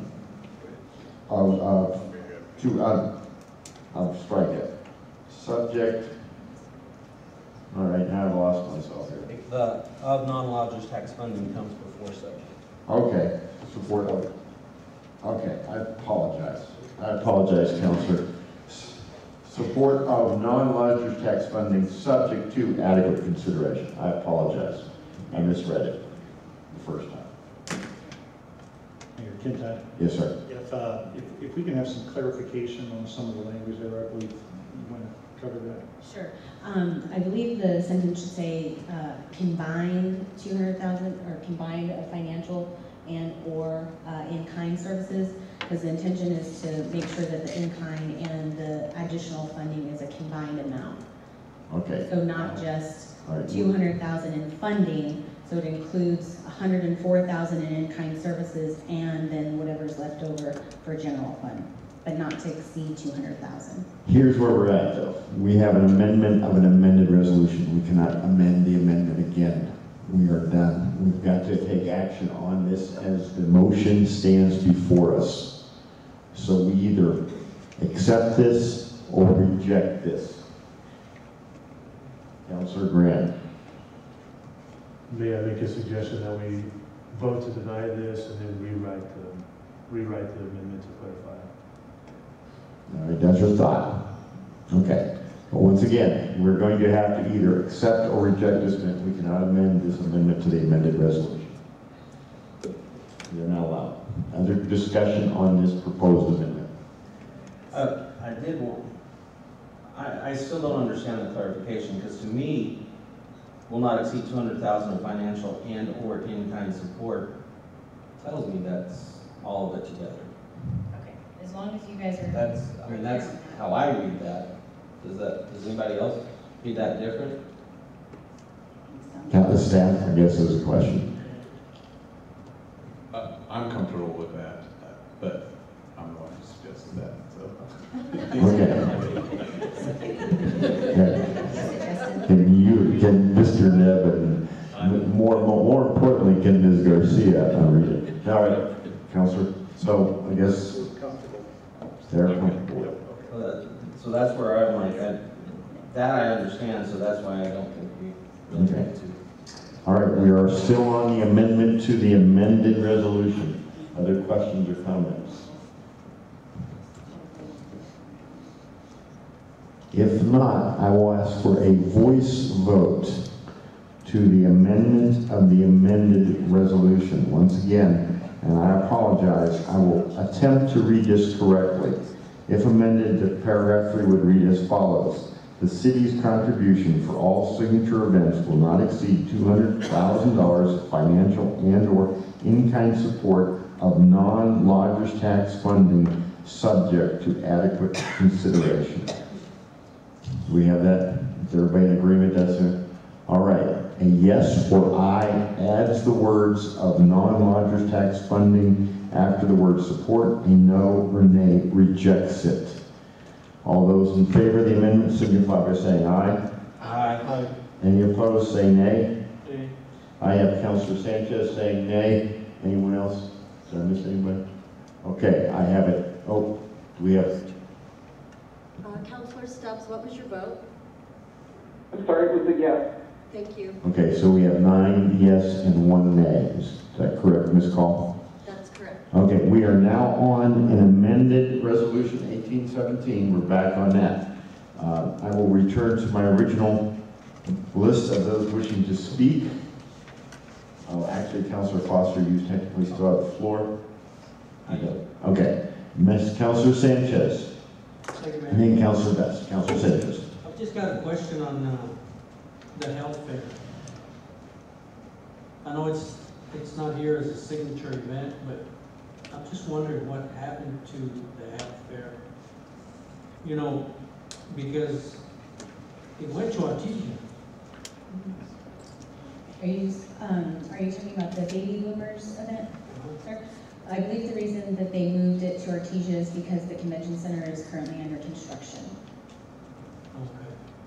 They do still have them, Ms. Gomez told me last night, they do still have a date scheduled for in Roswell after the center reopens. Thank you. And next is Councilor Best and Councilor Pace. Councilor Best. Okay.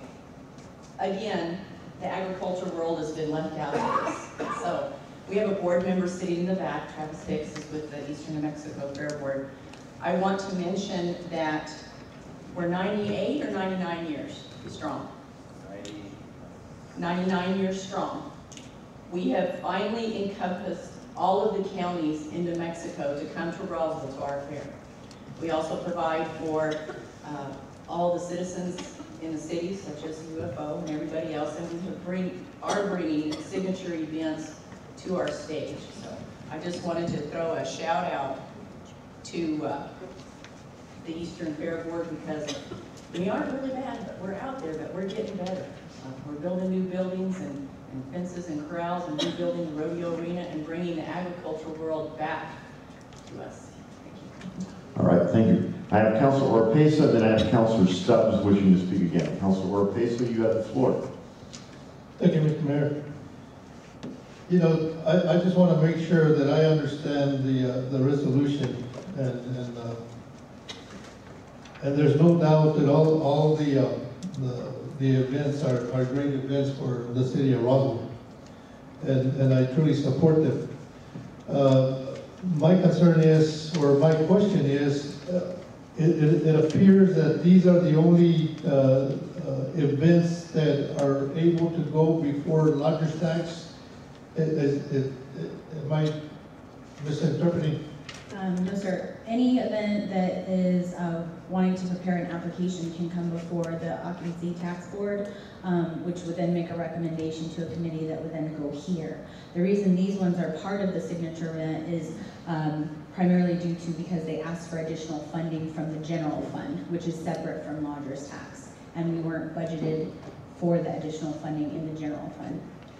But if you have an organization that wants to have an event that doesn't qualify for a signature event, and they come to the lodger's tax and apply, and they still need additional funding, are they still going to be able to come to the city and say, can you help us with X number of dollars? Not for additional funding if you approve this resolution tonight. And I think that's, in my opinion, I think that would hinder our partnership with other organizations, and I hate to see that, because you've got organizations that may have good ideas with events that start out maybe slow, and I would assume that a lot of these events started out slow as well, and throughout the years we've been able to build every year and so forth and so on, and now they create an environment where we're inviting or getting people to come to Roswell.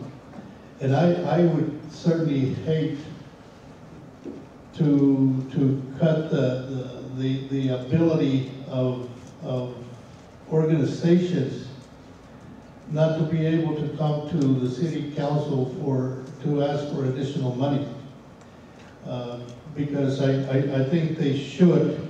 I mean, obviously we all pay taxes, and that's how we're funding all these events. And so, you know, I don't have a problem with funding all these events. The problem that I have is limiting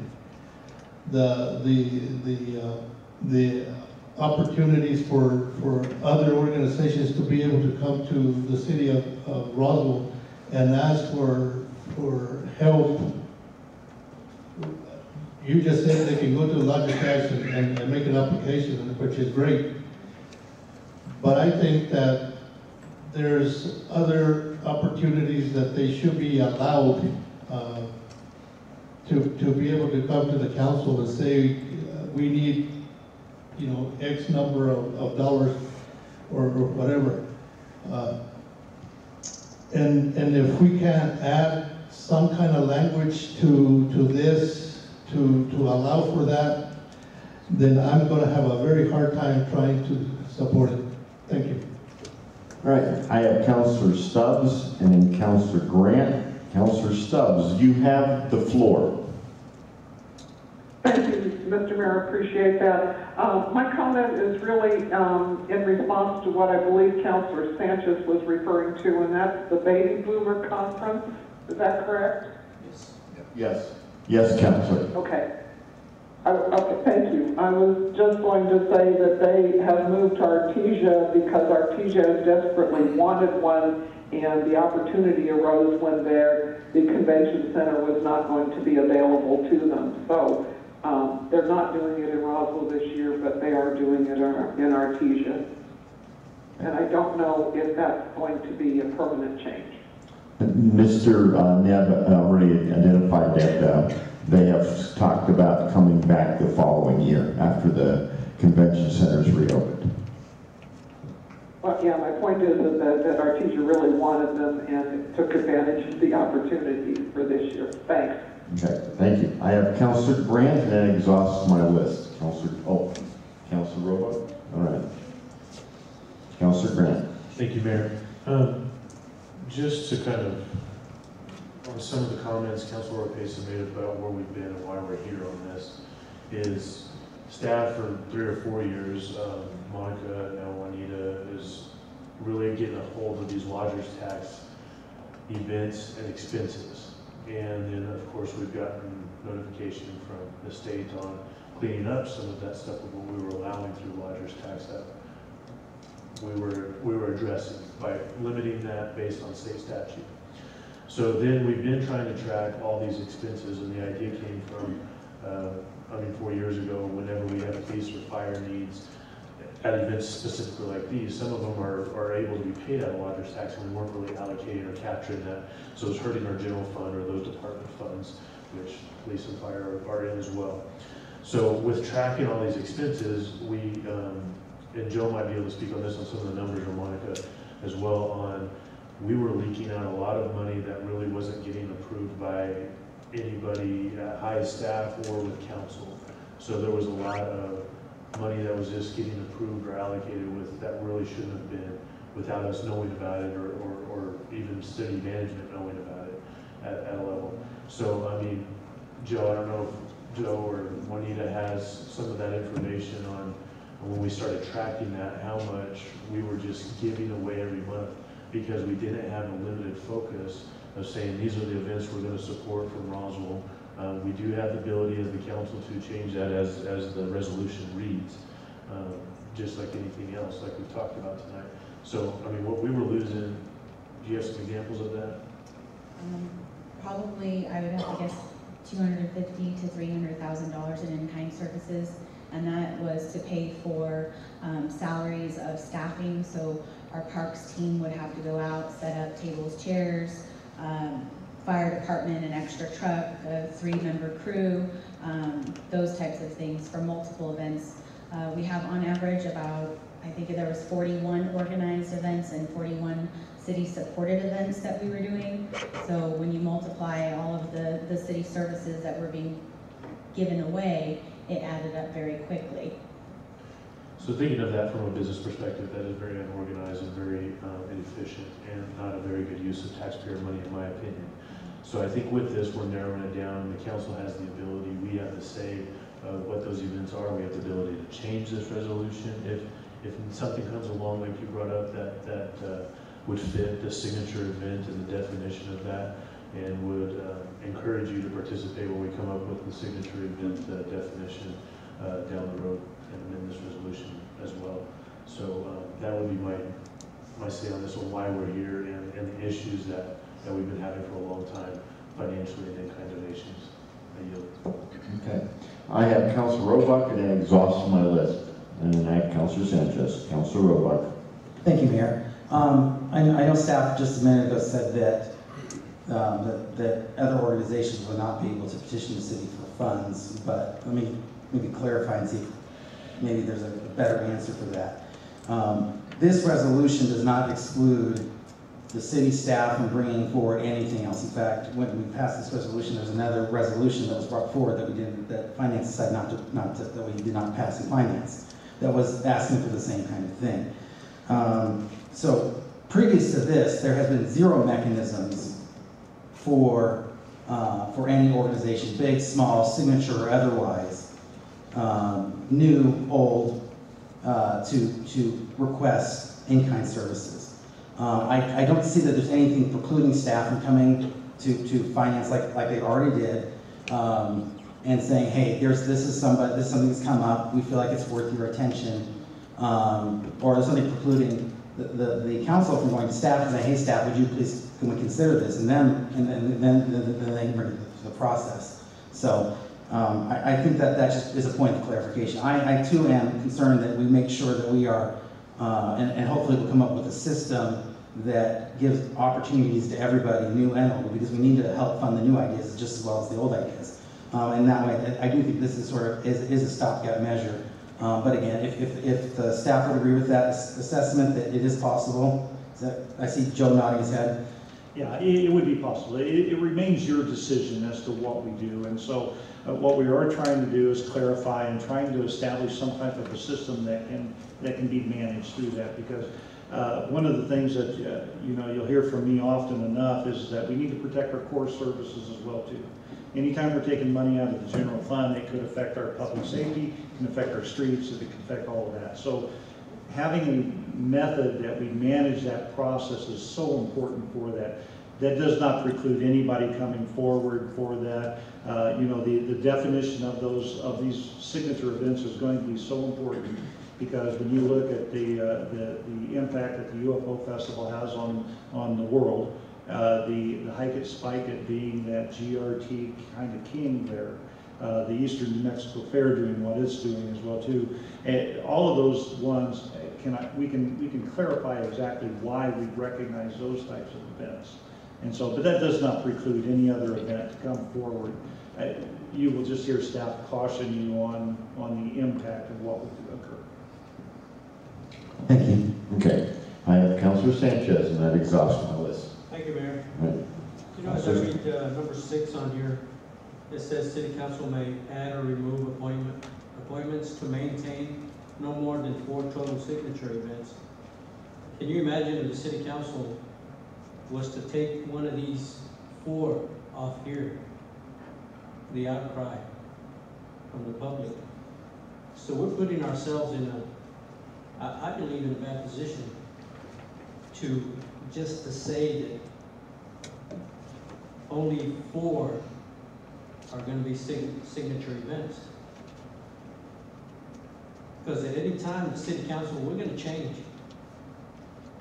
And somebody's going to come up and say, well, I want this as a signature event. And right now there's 4, and I can just imagine what's going to happen.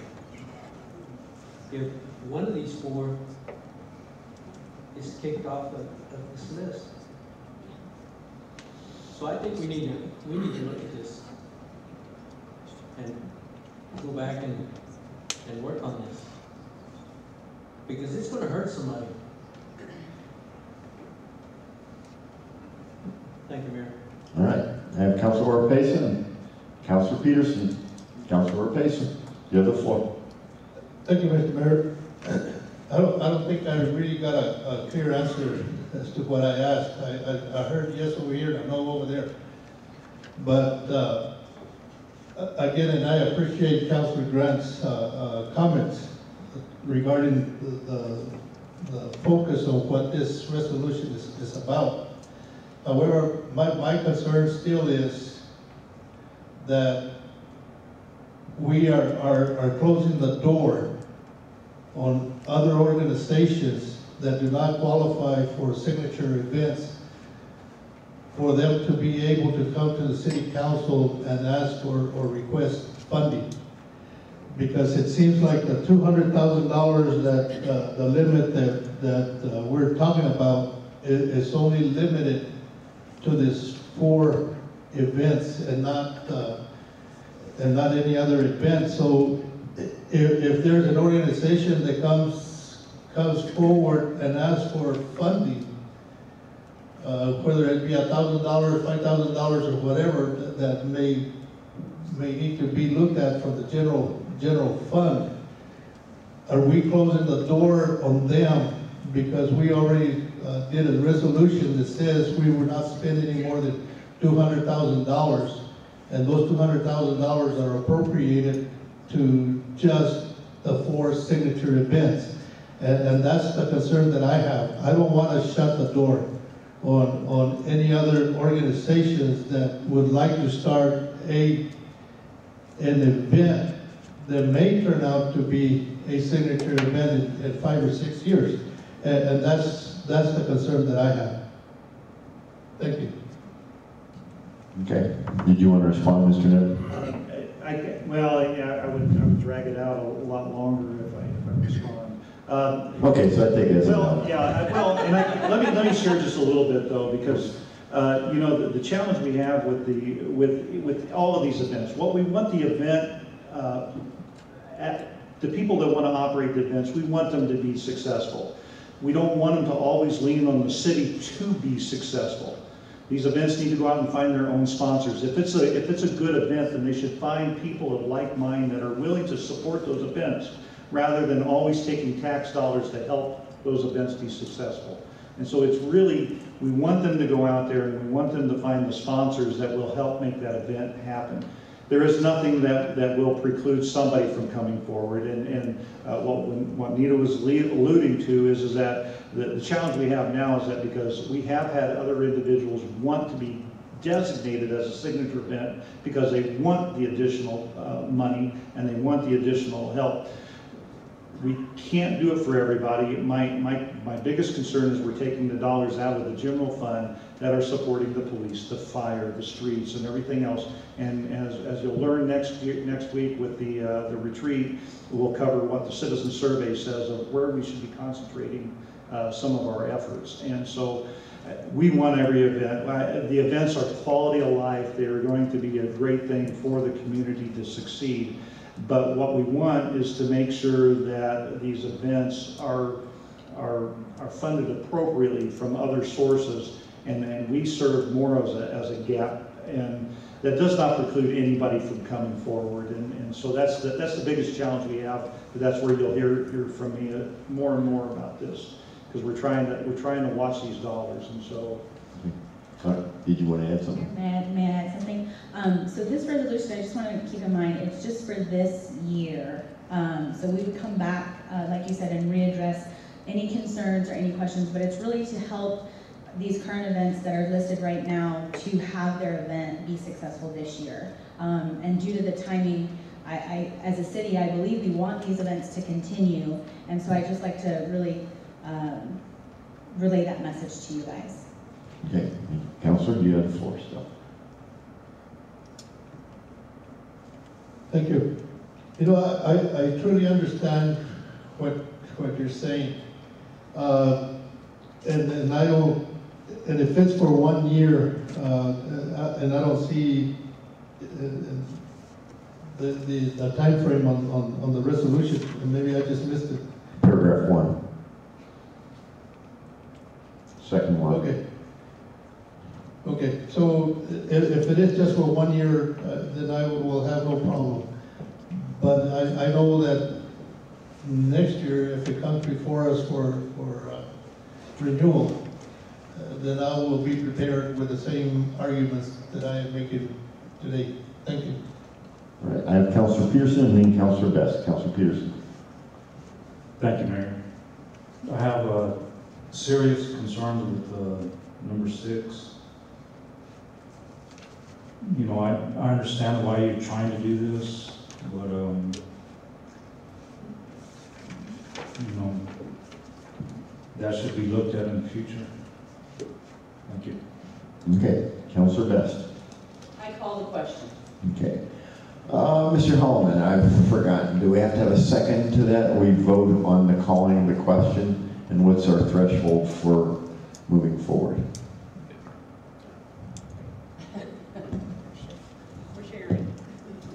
I was going to say yes, but I don't think that there is actually a vote. There's no second on a call to question. You just move forward and vote on the item. Do we just, I thought we had to approve the call to question. Yes. So we get the votes. You have to vote on call the question. That's what I'm thinking too. Because if a majority says not to call it, we'll keep discussing.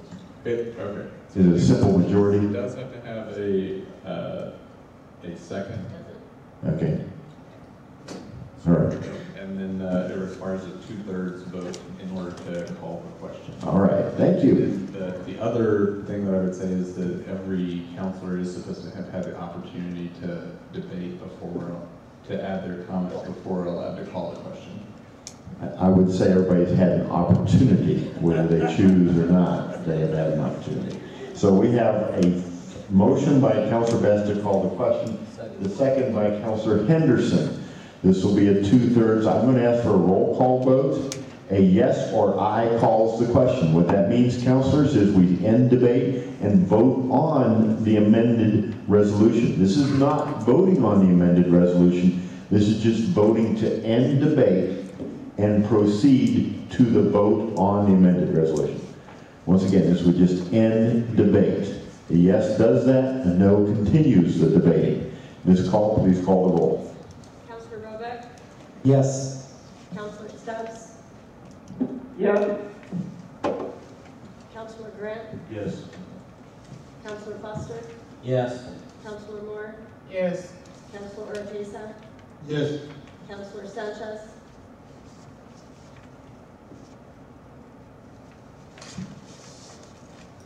Yes. Councilor Peterson? Yes. Counselor Best? Yes. Counselor Henderson? Yes. Motion passes. Okay, we are now on the question. A yes or aye approves Resolution 1817 as amended. A no or nay rejects Resolution 1817 as amended. Once again, a yes or aye approves the resolution. A no or nay rejects it. I'm going to ask for another roll call vote. Let me know when you're ready, Ms. Call. Counselor Robeck? Yes. Counselor Stubbs? Yes. Counselor Grant? Yes. Counselor Foster? Yes. Counselor Moore? Yes. Counselor Oropesa? Yes. Counselor Sanchez? Yes, with an explanation. Counselor Peterson? Yes. Counselor Best? Yes. Counselor Henderson? Yes. Motion passes. All right, Councilor Sanchez, you have the floor on explaining your motion, your vote. Thank you, Mayor. You know, regardless, we're gonna support these. But I think the problem we have is calling it a signature event. I think if we could have gone just to say we're gonna support these this year without the signature event, we wouldn't have taken this long to get this done. And that's why I still voted yes, even though this signature event, calling it that, it just still bothers me. Thank you. All right, thank you, Councilor. Next up is item number 14. Councilor Oropesa.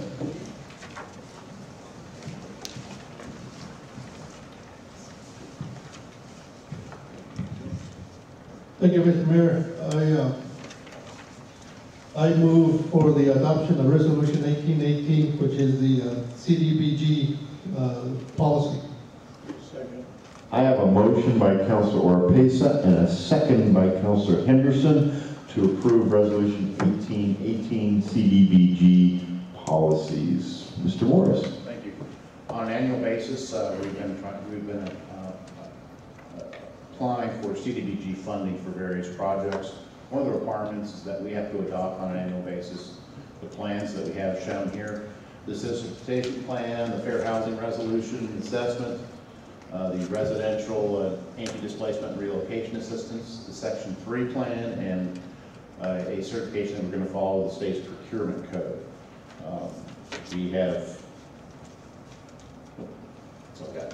and we have taken this through legal infrastructure, which recommended approval, and we stand for any questions. All right, any questions for Mr. Morris regarding Resolution 1818? Seeing none, I'll call for a voice vote. A yes or aye approves Resolution 1818, a no or nay rejects it. All those in favor of Resolution 1818, please signify by saying aye. Aye. Any opposed? Hearing none, passes unanimously. Next up, item number 15, Councilor Oropesa. Thank you, Mr. Mayor. I move for this council to consider authorizing Roswell Municipal Landfill to apply for special waste permits in the fiscal year 2019 budget. I have a motion by Councilor Oropesa and a second by Councilor Best to authorize the Roswell Municipal Landfill to apply for special waste permit in the FY 2019 budget. Mr. Nahar. Mayor, Council, good evening. First, I want to say this idea started about 6 months ago. So staff's been working on it for 6 months. If you've been part of infrastructure, I think we've seen it 3 times. But let me introduce you, the team for tonight. You have the Director of Sanitation, Recycling, and Landfill, Steve Michael. And then the Landfill Superintendent, Michael Mays. What you have before you there is just the aerial showing you cell 4, which is our active cell. Cell 5 is where we're getting excavation for fill material. Then cell 3 is the one that we're closing. Okay, I'm going to read this because I think it's important to read this one tonight. The City of Roswell Public Works Department has 2 revenue generating enterprises. One is associated with the sale of water and sewer services. The other is associated with the trash pickup and landfill services. As enterprise ventures, they are de facto businesses. As a business, it is prudent to take care of your revenues, watch your operations and expenditures. Logically, revenues should be higher than expenditures, including planning ahead for future needs. Council is asked to consider authorizing Roswell Municipal Landfill to apply for special waste permits in the fiscal year 2019 budget. Special waste permits will allow the landfill to bury asbestos, offal, sludge, contaminated soil, and other special waste. If you read the packet, the offal is be a product like a packing plant. Estimated cost to expand is $148,300. Estimated additional operational cost besides the cost that the landfill has now is $45,000 a year. And estimated gross revenues is estimated $252,000 to $285,000 a year. Some of the tangible savings besides the money, you know, we're trying to demolition some buildings, and other people are trying to demolition buildings. If the airport is to expand, we speculate that a lot of the old airport buildings have asbestos. If you remember the project presentation that I gave you 2 weeks ago, 3 weeks ago, the city has 74 miles of asbestos cement pipe. And part of that cost will have to be removal and disposal.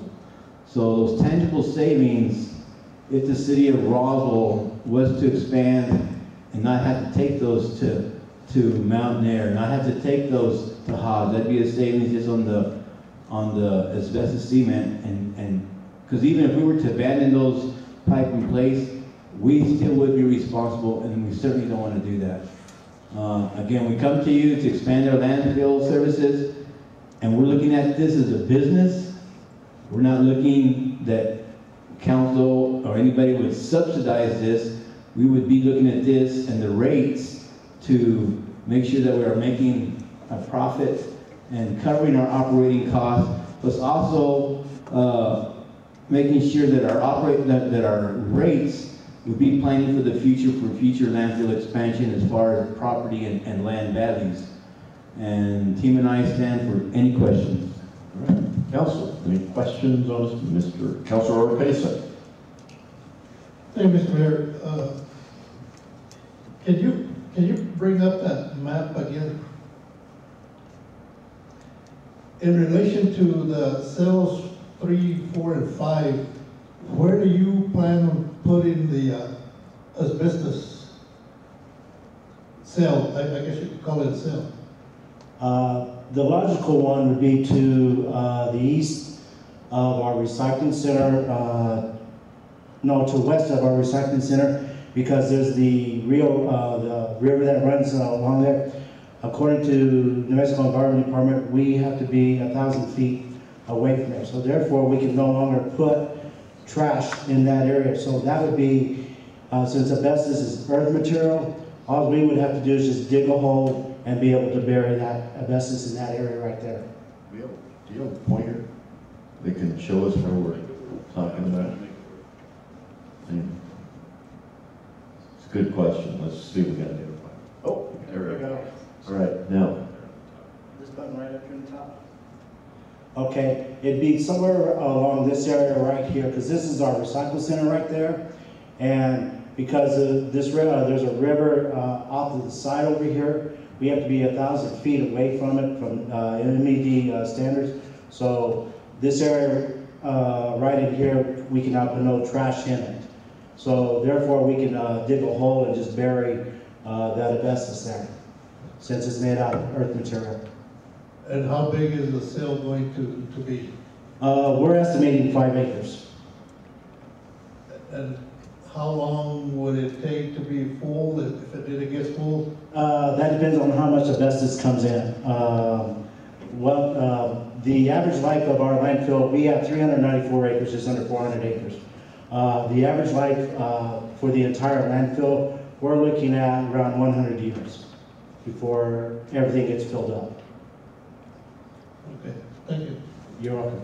Any other questions? Any other questions, councilors? Councilor Henderson. Well, I don't really have a question. I think that it's an opportunity to provide a service that's certainly needed in our community. I think for those contractors that are having to take the waste to Hobbs or Mountain Air or to Alamogordo, it'll lessen their cost.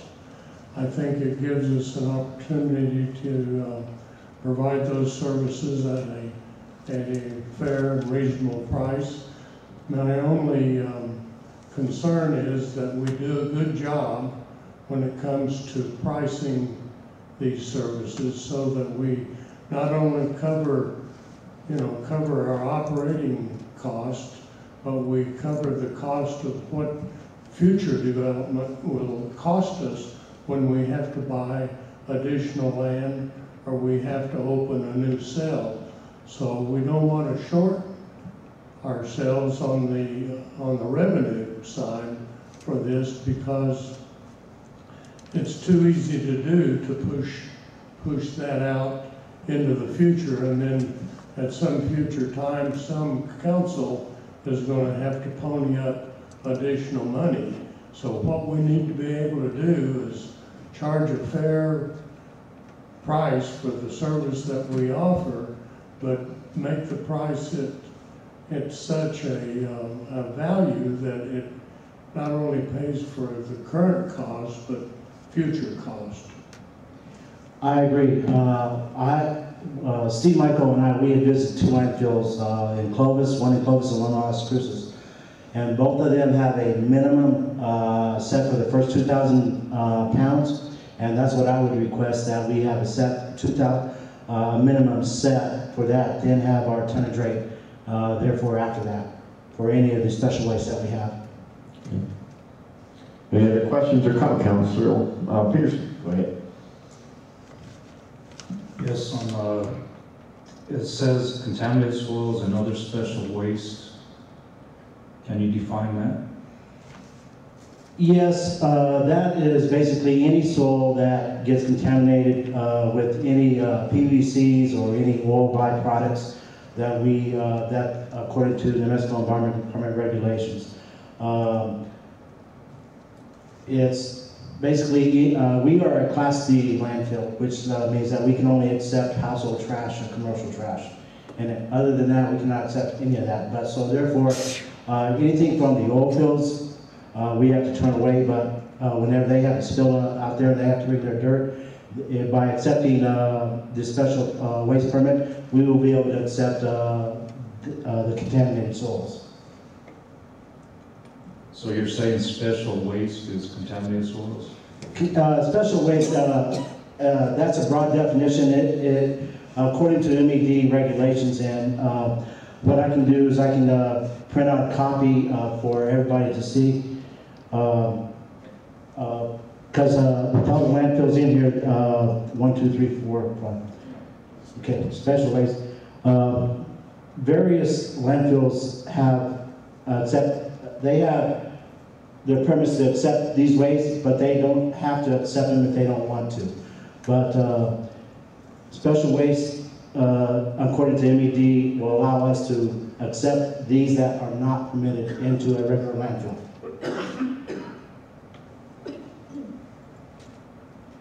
Okay, thank you. Mr. Peterson, if you would like to come out to the landfill, I can show you more from the MED regulations. And I'd be happy to explain everything to you, but what is your main concern, please? It seems like we're leaving the door wide open to special waste. You know, who defines it? New Mexico Environment Department defines all that. And we have what is called a NIMAC, which is the New Mexico Administrative Codes that allows municipal landfills and any landfills in the state of New Mexico has to follow. So I'd be more than happy if you come out to the landfill to show you all this. Yeah, it'd be nice to see the whole list. Mr. Peterson, there, the New Mexico state list of special waste as asbestos, ash, chemical spills, industrial solid waste, oil conservation waste. That's really from the oil fields. Correct. Offal, petroleum contaminated soils, which we could probably use out at the air station. Some of that soil is contaminated. But sludge, treated characteristic hazardous waste, and special waste not otherwise listed here. So New Mexico Environmental Department has a definitive list. It's on page 82 of your packet, councilors.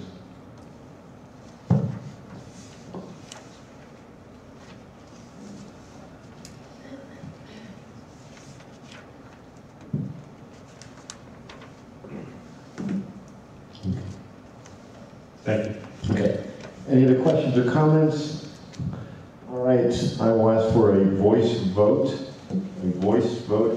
to authorize the Roswell Municipal Landfill to apply for a special waste permit. A yes or aye authorizes the city's landfill to apply. A no or nay denies the authorization. All those in favor signify by saying aye. Aye. Any opposed? Hearing none, I'm sorry, Councilor Peterson's a nay. I did not hear Councilor Stubbs. She was a yes. Okay, so that was 9-1. Thank you. All right, next up, item number 16. Councilor Orpesa and Ms. Call, how did you want to try and work this? Just make the motion, Councilor Orpesa, and Ms. Call will explain. Okay, I move that the recommendation from the mayor be approved by the council for the occupancy tax board, and the position is position 4, and Elaine Dodds is the one that's being recommended. Oh, you want to do all of them? Okay. Hang on. Go ahead. Go ahead and do them all. Okay, and on the planning and zoning, we have 3 positions that are being recommended. For position number 2 is James McCormick. If you noticed in your packet, it's Christopher R. Cortez, and he decided not to pursue it. So the recommendation is James McCormick. For position 2, position number 4 is Saul Aguilar. Position number 7 is Jana Lazard. And in the Parks and Recreation Commission, we have 6 positions. And under position number 1 is Megan Sanders. Position 2 is Barry Matheson. Position 3 is Anna Robertson. Position 4 is Jane Ann Aldrup. And position number 6 is Mr. Kim Elliott. I would propose that we actually only act on the boards one at a time, but Ms. Call, why don't you share with us some more insight? Perfect. We get a second? Oh, yeah, we did. I'm sorry, it was Councilor Henderson. I apologize. I'm just going to try to multitask here, so bear with me. All right. Okay, so thank you, Mayor and council members. Just to let you know, before I start explaining the difference in what your packet says and what is on the screen for the PowerPoint, there seems to be some confusion for where I have in parentheses 2 4-year terms. According to the ordinance, what that means is that the person that is being nominated, recommended by the mayor, who's getting voted in, will have 1 4-year term, and then if they'd like to re-up, they may do so for another 4-year terms, being 2 4-year terms, meaning 2 consecutive 4-year terms. So with that being said, I'd like to start with the Occupancy Tax Board. This is actually for Elaine Dotz, and it is for position 4, not 1, for tourism, not lodging. Okay. Let's take action on this one first, council. Any questions or comments regarding this particular nomination? Seeing none, a voice vote, a yes or aye, approves Ms. Elaine Dotz for the position 4, tourism, on the Occupancy Tax Board. All those in favor signify by saying aye. Aye. All opposed say nay. Hearing none, passes unanimously. Ms. Call. Planning and Zoning Commission, this is the same thing, as you know, along with the two 4-year terms. Although Mr. Chris Cortez did come in the office today, he did speak with the mayor, and he has decided that with his schedule, it just will not permit him to be on the committee. Therefore, Mayor Kintai has recommended James McCornack for this position, 2, position 4, Sal Aguilera, and position 7, Jenna Lazard. Any questions or comments? Otherwise, all right, we have a voice vote. A yes or aye approves all 3. A no or nay rejects them. All those in favor signify by saying aye. Aye. Any opposed? Hearing none, passes unanimously. Perfect. Parks and Recreation Commission, same thing for the terms. Although we have position 1, which is Megan. I'm The sorry? slide's not moved. Oh, sorry. I guess I could have done it from here. Like I said, I'm trying to multitask, but what can I say? At least I'm talking with the microphone on. Position 1, Megan Sanders. Position 2, Barry Matheson. Position 3 is Hannah Robertson. And this is a partial term. And what that means is that they will be completing someone else's term, which they did not complete that term. So that term will end in 2020, and then if that person would like to re-up, then they are eligible for another 4-year term, and then if they want to do it again, they can re-up again, another 4-year term, since this first one's only a partial. Then we have position 4, Jane Ann Ultra, position 6, Kim Elliott, and that would be the same thing with he having a partial term as well. I actually, positions 1, 2, and 4 are the second 4-year terms for those individuals. That's correct. Second and final. Correct. So they would be term limited. So I apologize, counselors, for a little bit of confusion here.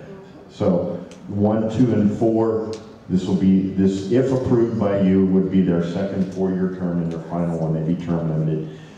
Position 3 and 6, they would be eligible 2 more complete terms if approved by the governing body at a future time. So, any questions or comments? If not, I'll ask for a voice vote. All those in favor of these nominations as presented signify by saying aye. Aye. Any opposed? Hearing none, passes unanimously. Thank you, that was clear as mud. I'm so glad. We have our reports. Okay, public comments, participation. Signed up is Mr. Larry Conley. Mr. Conley, you have 3 minutes.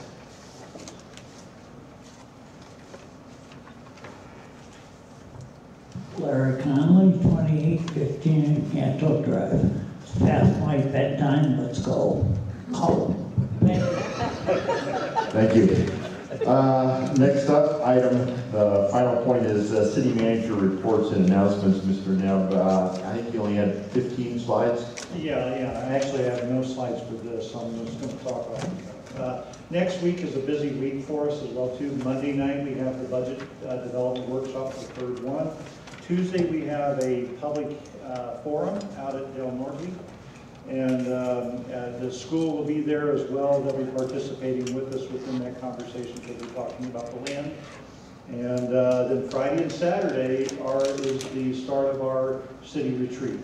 And so it'll start on Friday at noon. We'll go till 8 o'clock on Friday evening, and then Saturday all day from 8 to 5. And we should have the agenda out very soon, and then you'll know exactly when the different topics will be discussed. So just wanted to make sure you were aware of that schedule. So thank you. All right. Any questions for Mr. Neb? Mr. Roebuck. What was the Del Norte, you said it was land? Dealt with land, can you clarify that? Yes, Councilor Roebuck. Last year we went into an agreement with the Roswell Independent School District.